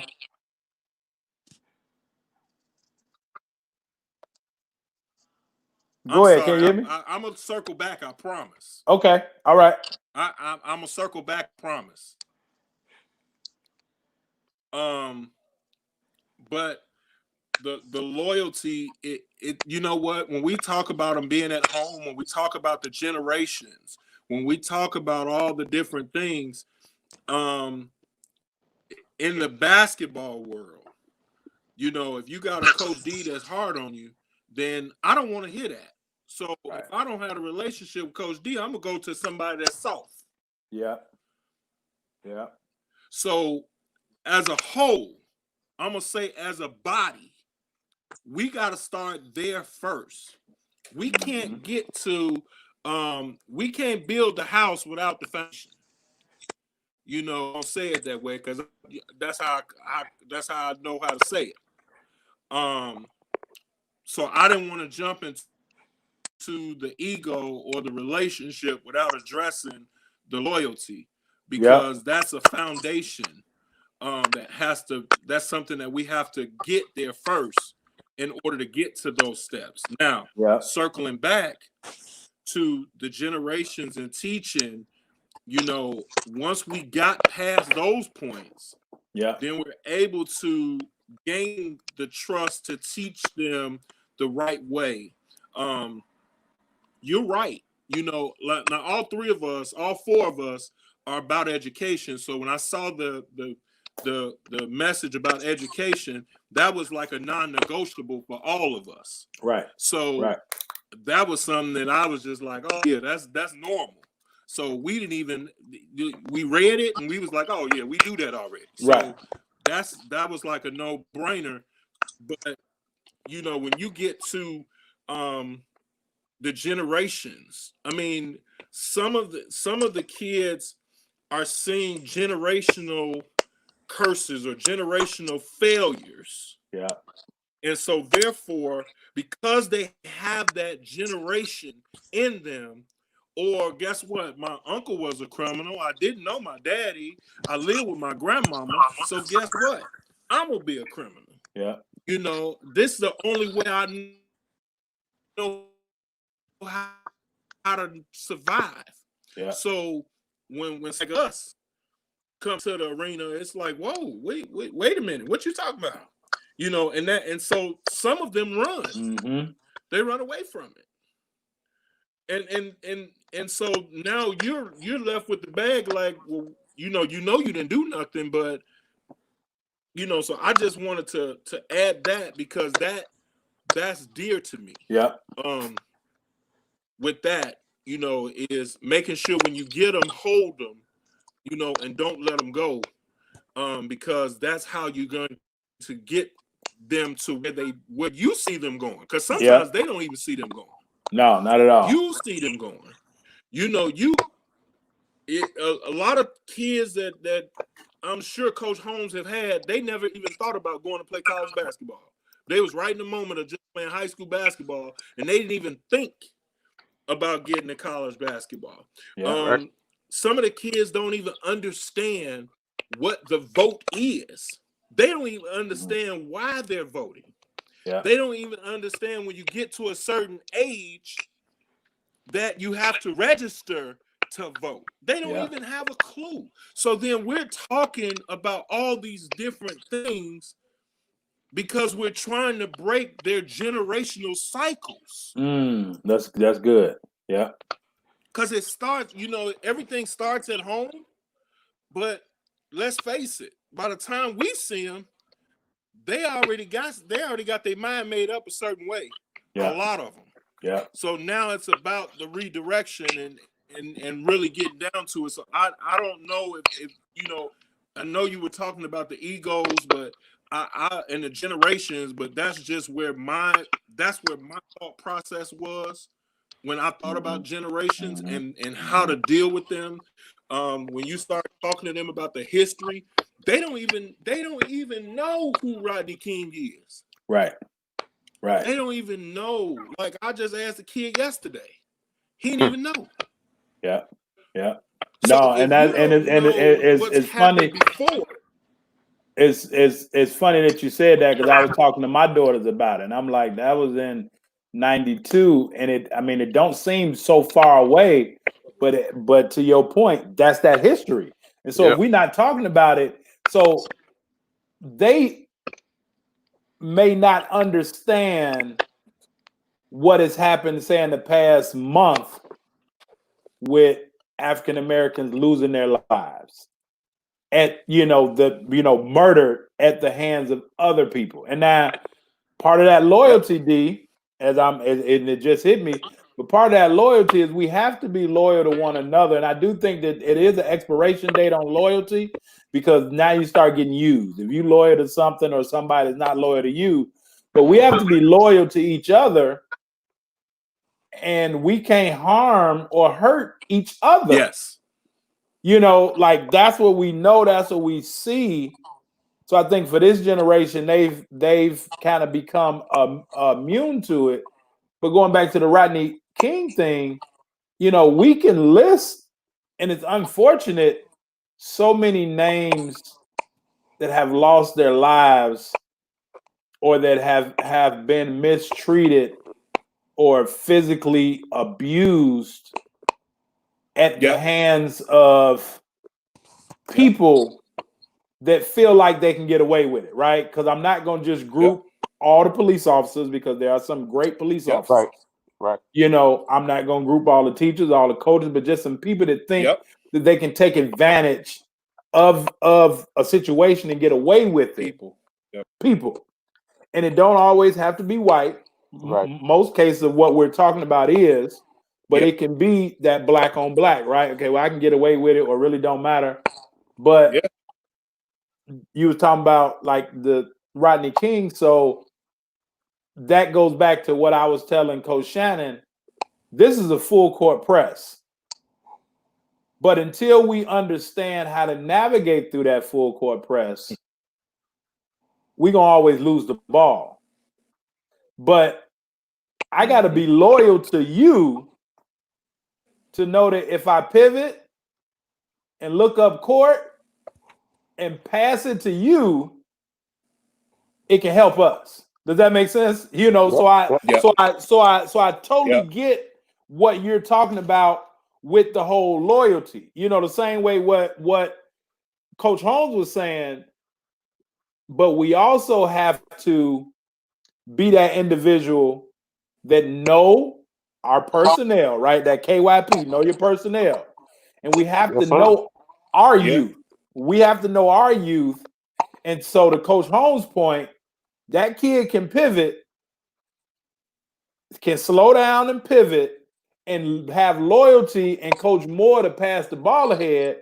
But as a responsible adult, Coach Holmes got to trust that kid a little bit to say, okay, I'm going to let him or her dribble, take 2 or 3 dribbles out that press. As Coach was saying, give them enough rope to where they can be successful, because where we've kind of failed them and not teaching the history, but then we want to hold on to that rope.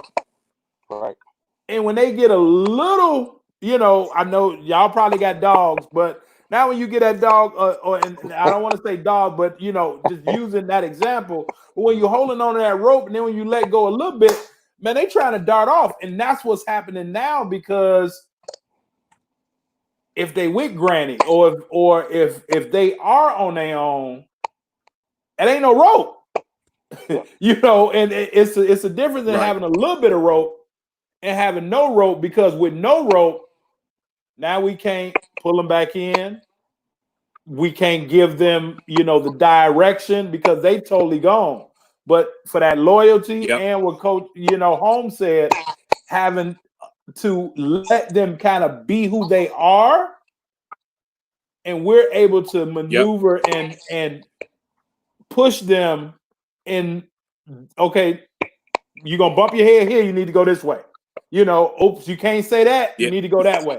You ain't gonna be gay. You ain't gonna even be to get in college acting this way. You need to move this way. But if it's no hold on them, they're gonna run away from us. Yes, sir. So in closing, man, and again, I just wanted to get on here because I wanted to offer some practical steps, and I think that we kind of work, especially on day one. I mean, this is day one, but to the parents that's listening, to the coaches that's listening, even the athletes, we have to be able to, love harder, speak life into our youth.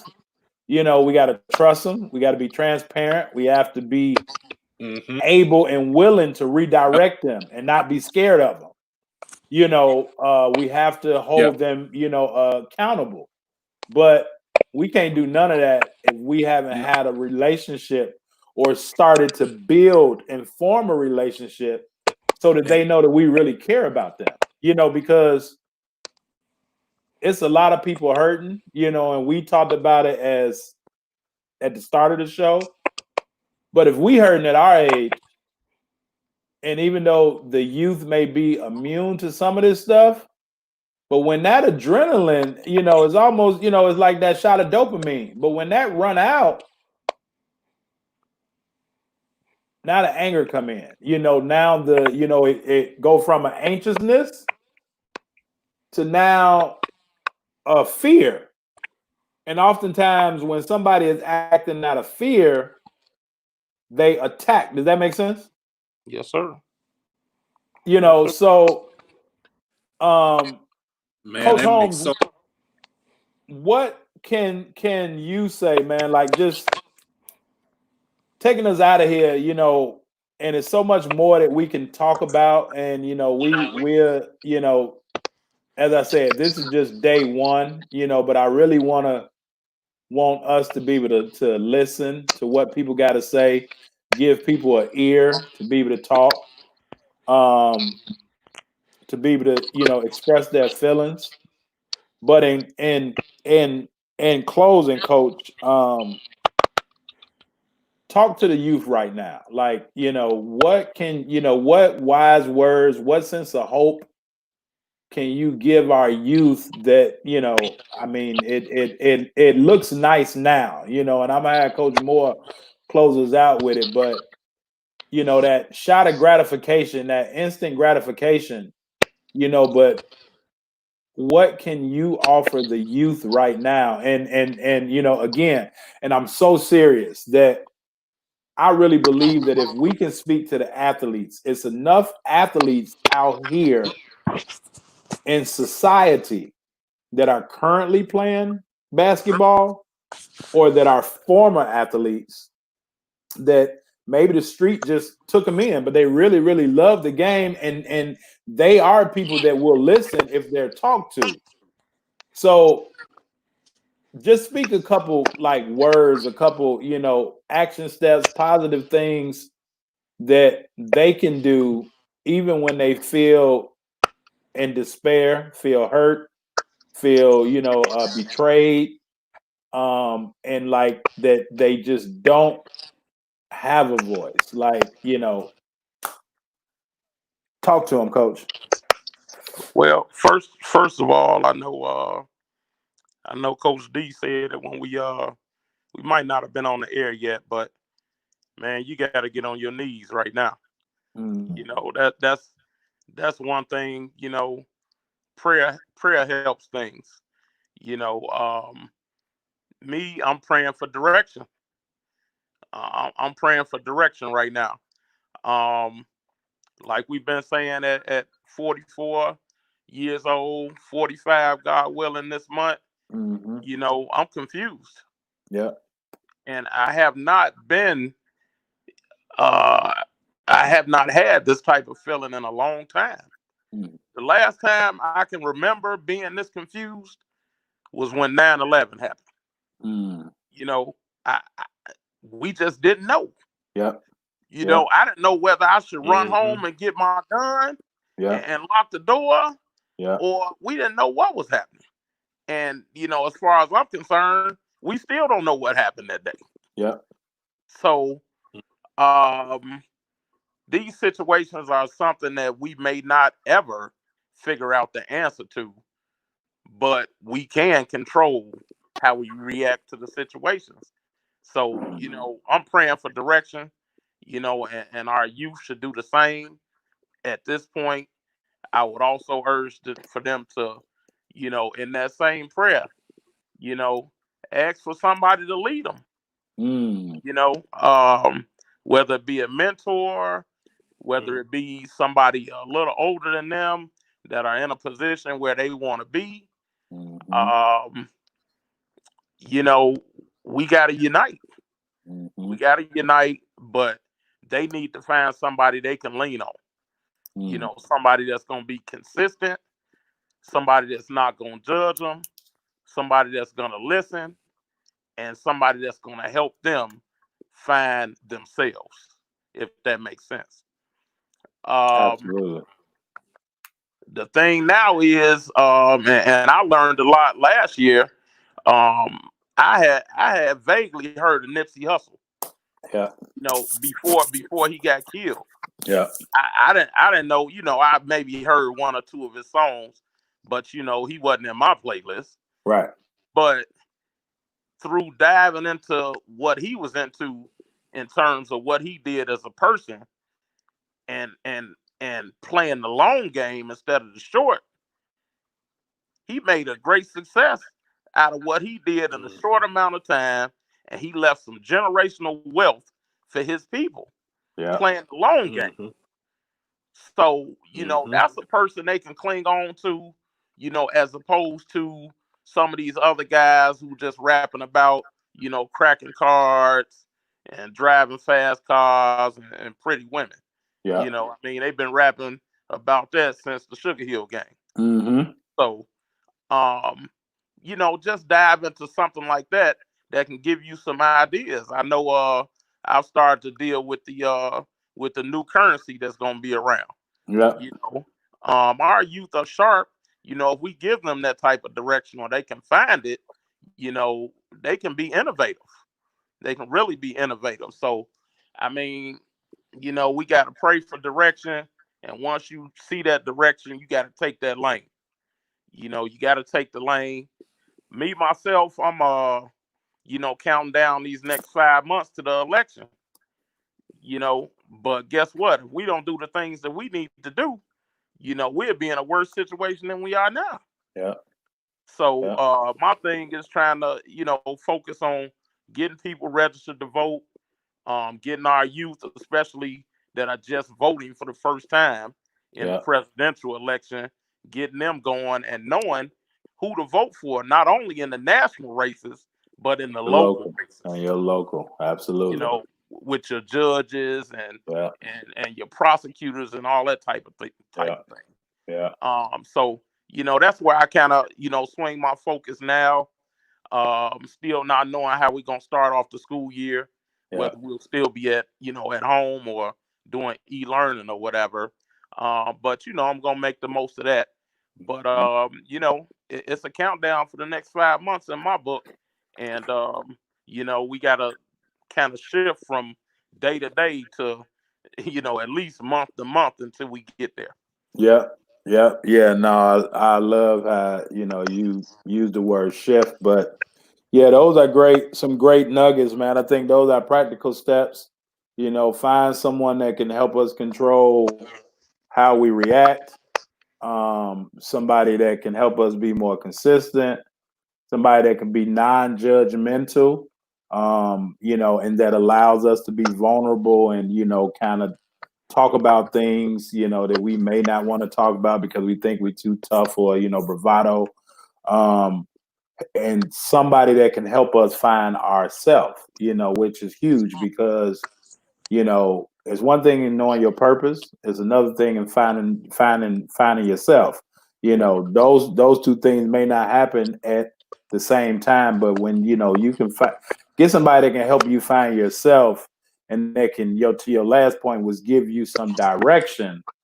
Well, now when Coach Dre take me by the shoulders and teach me and show me the different vantage points of me pivoting or me changing direction, at least I understand it a little bit better. So yeah, I think that those are great, great steps. And the good thing with you, Coach, is you've done it with males and females.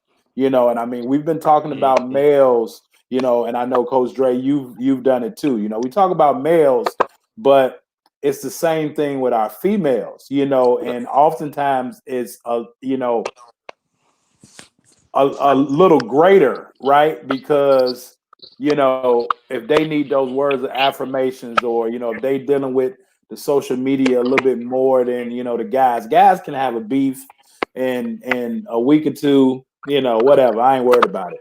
Girls gonna hold on to that thing, and so to be able to find that right person that can do those things that you just talked about, man, I think that works for young boys as well as young girls, and so I hope that a parent watching, a youth watching, a coach watching, all the practical steps that we gave, but definitely these last that Coach Holmes gave, find somebody, and whoever that somebody is, find somebody that can help us find ourselves, control how we act, somebody's going to be non-judgmental, give us direction.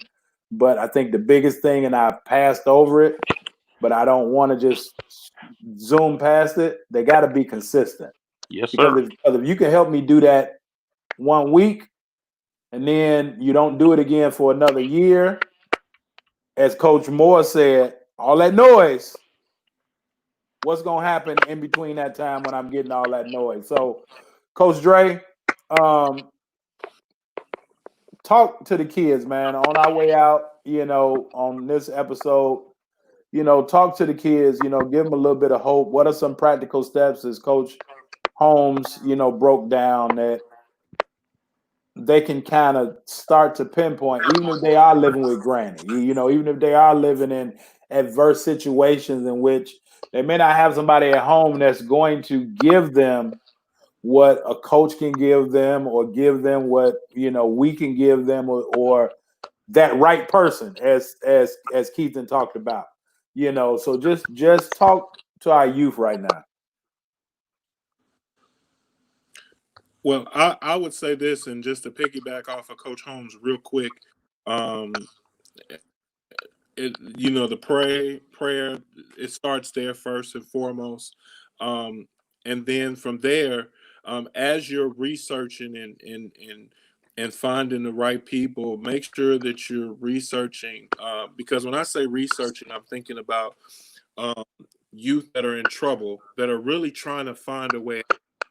And so I know that youth just may even tune into the show or share it to somebody that may need to hear this. I will say this: it's never too late. A lot of times we run across people and they feel like that they're stuck where they are and they don't have a way out because it's all that they know. So I want to go on record to say it's never too late. But I will also say this: make sure that when you find somebody, make sure you find somebody character. Because of when you're searching for someone of character, then they will help you get to where you need to go. Coach Holmes is somebody that Coach D is somebody that's been around a while. So believe it or not, we don't have to speak on our character. There's so many people that can speak on our character for us. But there so many times you may be told something to get something. So wait a minute, say that again. Say that again. Say that again, man. It's too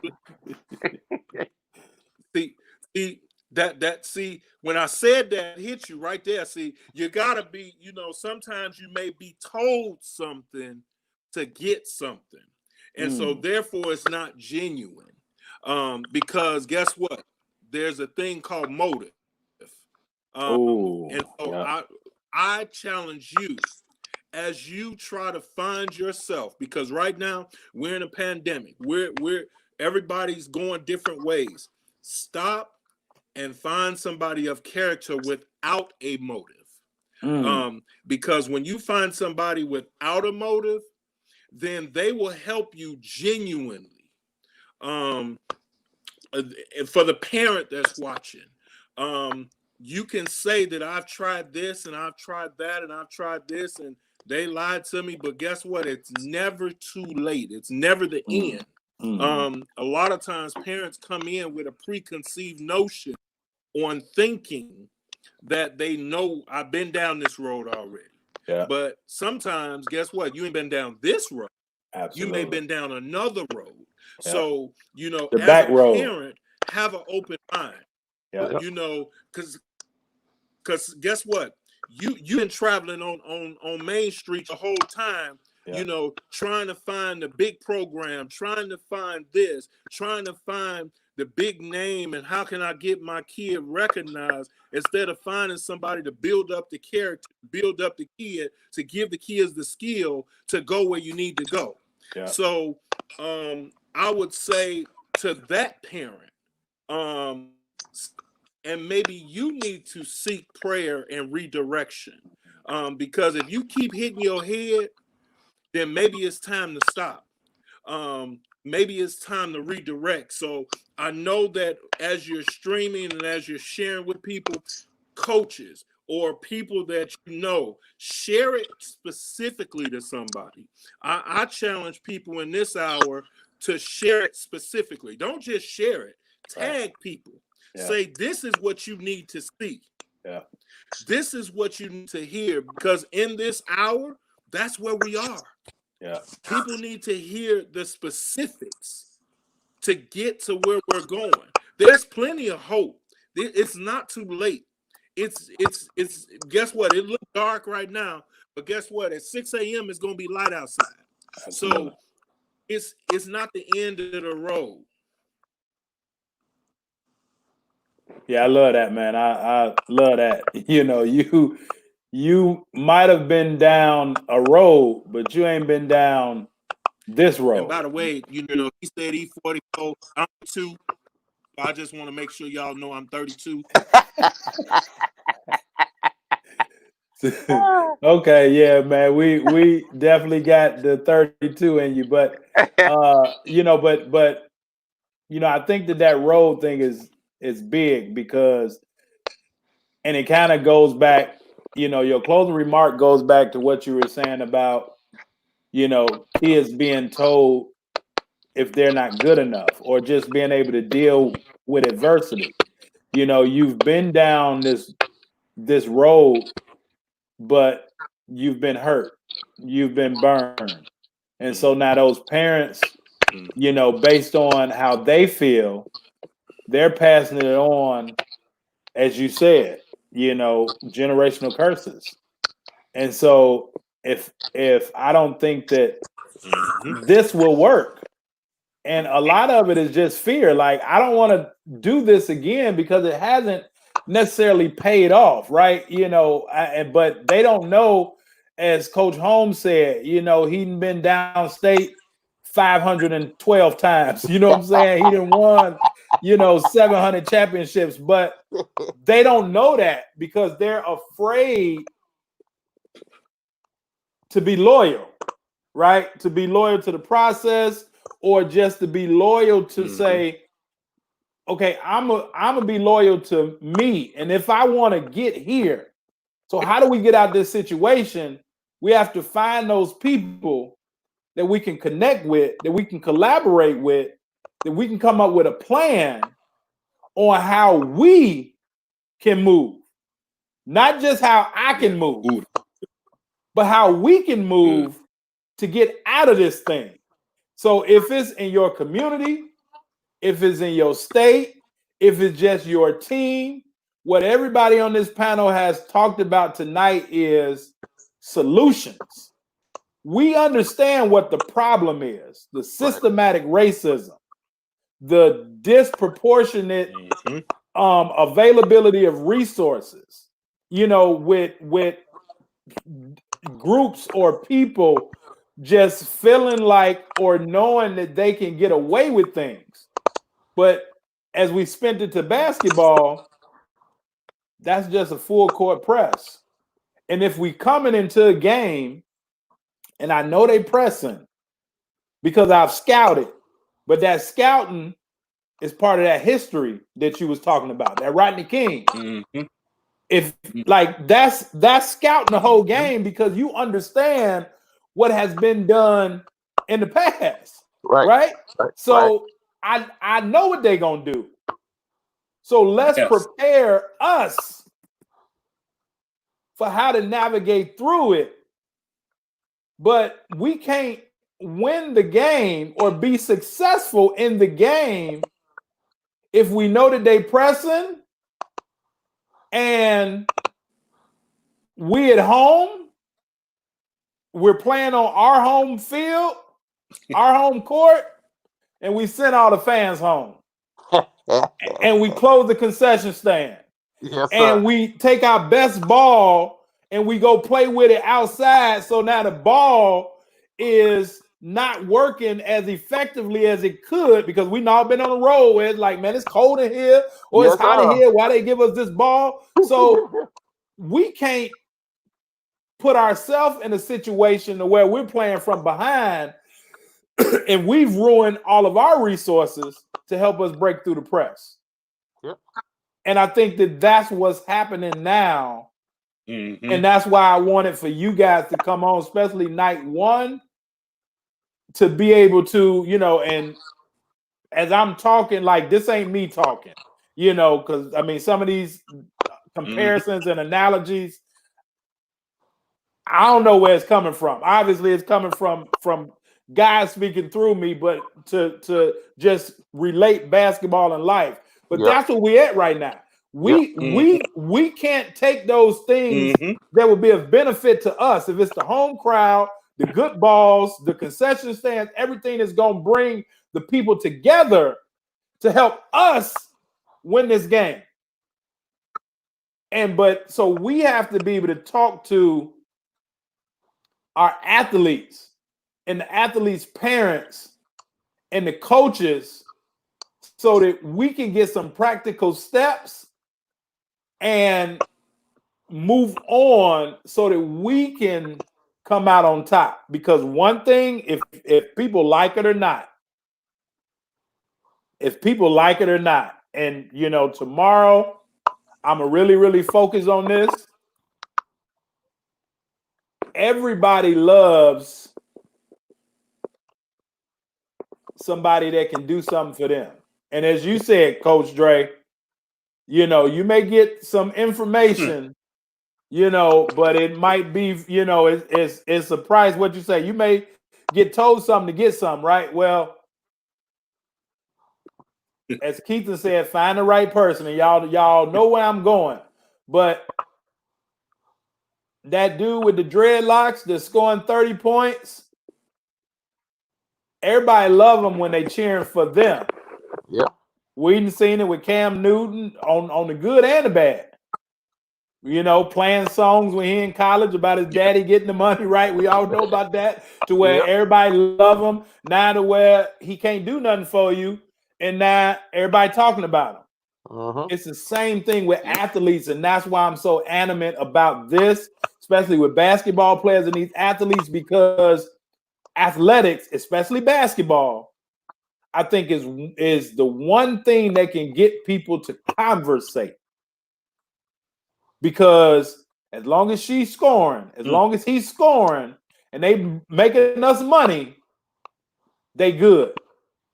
But the minute that they can't deal with that adversity, as y'all talked about, or they haven't shown their loyalty, or now they speak up, as Keaton talked about the rappers or the entertainers, a lot of them scared to speak up because they're gonna lose whatever they felt like they had, because now somebody's not gonna approve of them talking.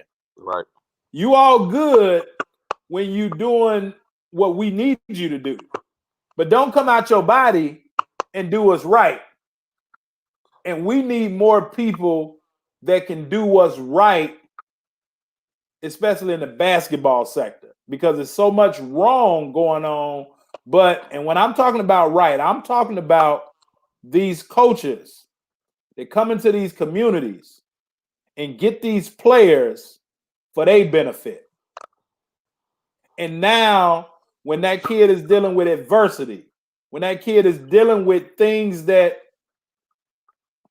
can only be taught to them by, as Keaton said, as you said, Dre, by that person is acting as that father, or that person is acting as that confidant or that uncle. They don't know what to say, and they don't know what to do.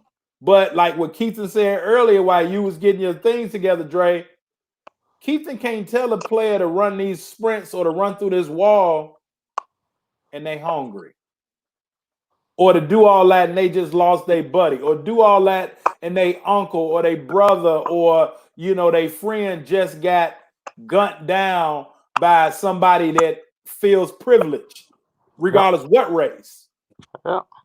But we got these people that's coming into our community and they using us. And so what you said, Dre, with that loyalty, we being loyal to the wrong things and the wrong people. So now we got to be transparent, as Keaton said, to show, hey, I'm a regular dude too. Hey, I'm a regular dude and I make mistakes too. But now, if I can show that transparency, maybe your loyalty will shift, because this really the road that you need to be on.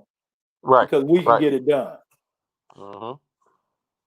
And that's just where I think, you know, that we are, man. I think that we can do so much great things through our athletes. You know what I'm saying? Like I really think that we can accomplish so much through our athletes.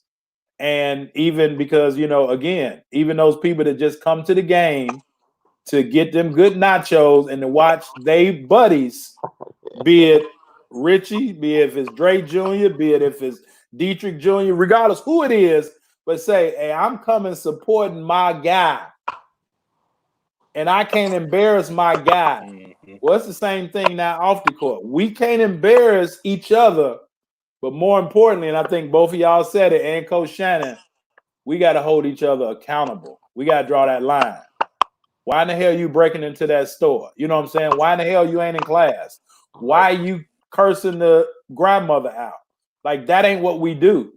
But I think it starts with the athletes. And if we can get the athletes to see things differently, I think we can start to become better. Like, I mean, and that's just my, those are my closing remarks, man. I thank you guys for being on. I think that we did a great job tonight. As both of y'all said, man, got that noise. There's so much on social media. Give yourself a break. I think to the young people, and I think both of y'all kind of talked about it. But you got to give yourself a break from the madness. It's okay to put that social media down for a couple hours to just allow it. Now, these are two grown men that both said they just being still right now and they collecting their thoughts because the level of responsibility that they have when they have to come out and speak, if it's like on this show or with their players, with their athletes, we got to be mentally in tune in order to be able to give back to somebody else. But they can't do that if all that they're hearing is a lot of fear mongering and bad news and all that. They got to go in prayer. We got to go in prayer. We got to take a step back. And I don't think nobody on this show tonight has said something that they would tell a kid that they haven't done themselves. Right. And I think that that's the biggest thing. We have to be willing to do what it is that we're asking to be done. Because again, this ain't the late 80s, the early 80s, the late 70s, where it's do as I say. Now it's a lot of do as I do. You know what I'm saying? They're doing what we're seeing. So how can we change? How can we shift? How can we pivot? How can we redirect our youth? Like, first we got to redirect us. And it's okay to any coach that's listening, any parent that's listening. It's okay to not be okay. Because we've all said that ain't none of us are okay at this point. Man. But we working through it. And a good way of working through it is to be able to communicate. So, y'all go back, watch this over. As Coach Moore said, be intentional about who you share it with. Don't just put it out, but of at least 3 to 5 people that got kids that can use this message. And like share it with them. 3 to 5 coaches, 3 to 5 adults, like share it with them. And, I just thank y'all for coming on, man. I normally, get into, my housekeeping with, y'all already know, and I'll put the link in, Understanding Life Through the Game of Basketball. But literally, y'all just saw it firsthand. Just, basketball principles that we've used, that we still use, and it's even more practical right now. More practical right now than probably ever before. And I think I'm just the only one that didn't put it on the title. But that's what this is about. I mean, if you get it, you get it. If you don't, you don't. We ain't into forcing nobody, twisting anybody's hand to do anything that they don't want to do. But if we gonna help save this generation, help change the direction of this country, we got to change the direction of our community first. So if y'all need to get if y'all need some people to register to vote, reach out to these two dudes. Both of these two dudes can help you with understanding how to vote. Getting it. Yep. There you go. See, Dre already got. See, that's what I'm saying. Damn, I got caught with my pants down, man. Got caught with your pants down, baby. Hey, God, and I ain't gonna even put Dre on the spot. I mean, because he and I talk all the time to give a book review. But honestly, man, and it's not even about selling, but honestly, everything that we've talked about, that, as Keaton said, it's just what we do. Like, that's just what we do. it ain't just about basketball. It's about how can this thing help in all aspects of your life. And that's what the book is about. Like, it just break down different things. So, but you can start with just sharing this. And then, I dropped the link, if you want to grab a book bundle, which comes with like the first 2 seasons of this show. I think Coach Shannon was on, both of them. He always on the show. But, definitely reach out to both of these individuals. As Coach Holmes said, opportunity, right? Yes, sir. We got Coach. Can I do this? Yep, go ahead. Can I say this? Yes, sir. I've had all of my leaders read this book. I'm going to say this on record.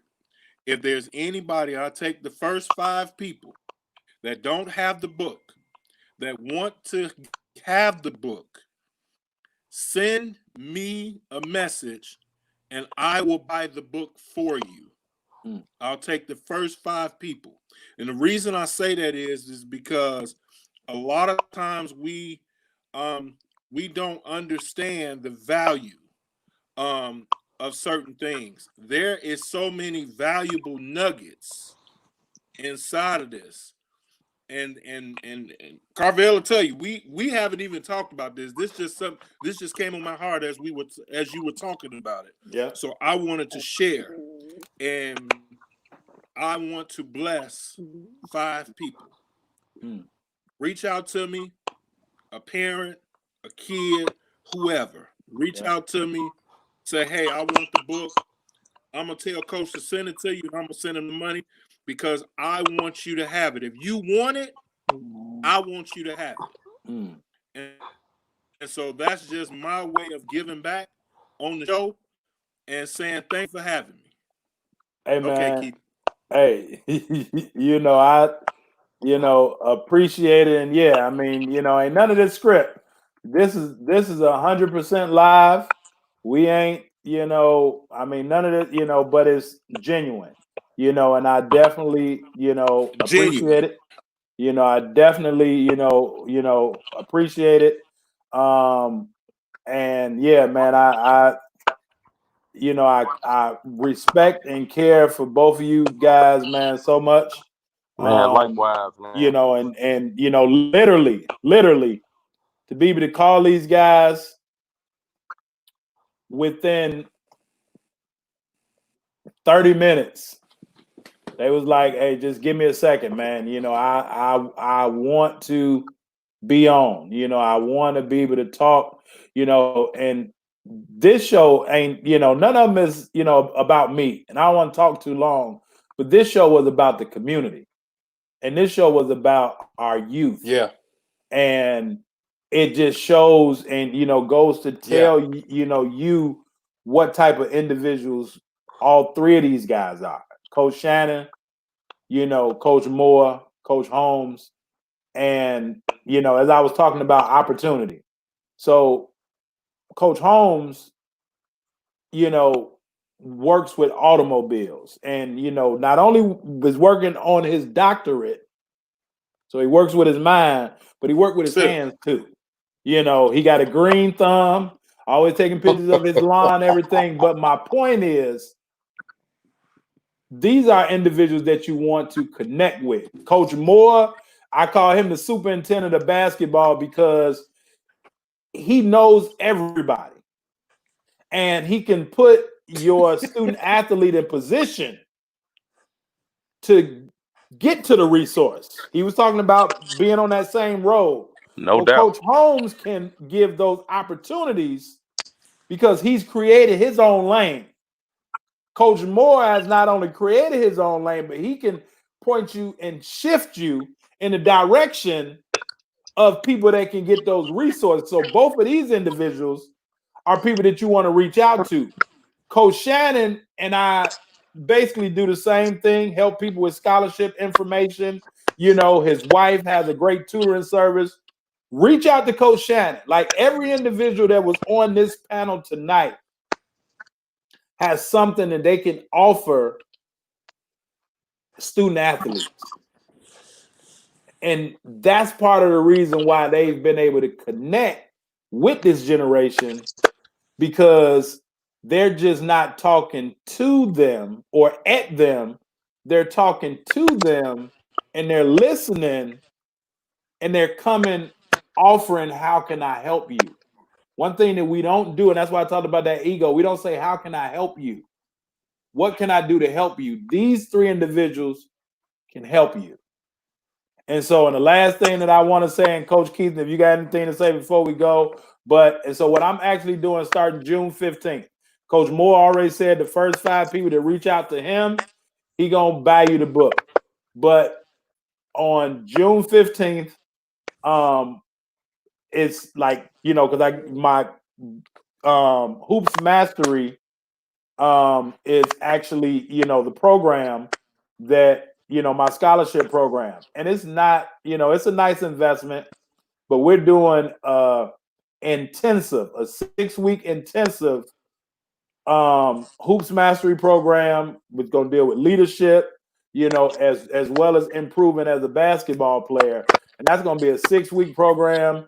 And it's only going to be $197 for 6 weeks. And my wife was like, at this point, we need to help as many as we can help. And now some people might be like, oh man, I ain't gonna spend. You spend $200 on some damn gym shoes for your kids. Yes, sir. Yes, sir. Yes, sir. And every other week, every 6 weeks, every 4 weeks, you spending that money on some gym shoes. But and I know that both of y'all understand this because y'all both businessmen. What that $197 does, not only get you to connect with me and people that I know and to learn, but that $197 ain't nothing but skin in the game. That's it. Because I give it to you for free. It goes back to what Coach Moore was saying. Ain't nobody ever told you that you ain't good enough, because now it's just been given to you. It's been given to you. And now, what? I can go over to this team or this team and why? But when you pay for something, it means a little bit more to you. And so we've made it very, very affordable. $197 for 6 weeks. That's lunch for a week, and your kid get to do it in front of their computer 2 days a week. Like, it's just like going to summer school. So, and again, it's a difference in education and schooling. I think schooling only dumbs us down. We are educators, right? In our own right. But at a certain point, schooling dumbs you down. Education lifts you up. So, Coach, you got anything, man, before we get out of here?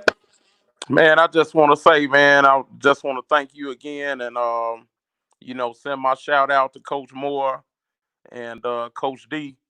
Man, it's just it was great talking to y'all at this point, because we all hitting our heads against the wall right now. So it kind of settled me, to have this conversation with you guys. And now for the grand finale, I can't let Dre show me up, right? So the first 5 people who message me, I'm going with $5 too. I love it. So, I love it. Hey man, I can't let nobody upstage me on this program right here. I love it, man. Same here. If anybody wants to get the book, first 5, I'll make sure to take care of you. I appreciate you, Coach. And then hey Mo, I'll talk to you soon. And then I'm gonna reach out to you guys, man, and we'll connect. So I'm a punch on out of here, man. I appreciate you guys, and much love, and then stay safe. Hey man, I appreciate y'all. And now since both of them did that, this is what I'm gonna do, right? So for each book that you all purchase for whoever, then I'm going to give y'all book for book one of these. So now you can do whatever you want to do with it. Give it to your staff, give it to, other people, or even, double up with the bundle. But for each one of those 5, I got 5 coming straight for y'all. as well as y'all already know, I got something special in store for y'all that I can just, send over digitally, Yes, sir. in terms of just adding value to what y'all do. But in closing, as I always say, keep striving for the top, my people, because as we seeing in real life, it's crowded as hell at the bottom. So until next time, y'all be on the lookout. Contact Coach Holmes and Coach Moore, not only to get your book, but also to get them resources for your student athlete and so everybody can get registered to vote. So until next time, fellas, I appreciate y'all. Much love. We'll see you on the flip side. Good night. Peace.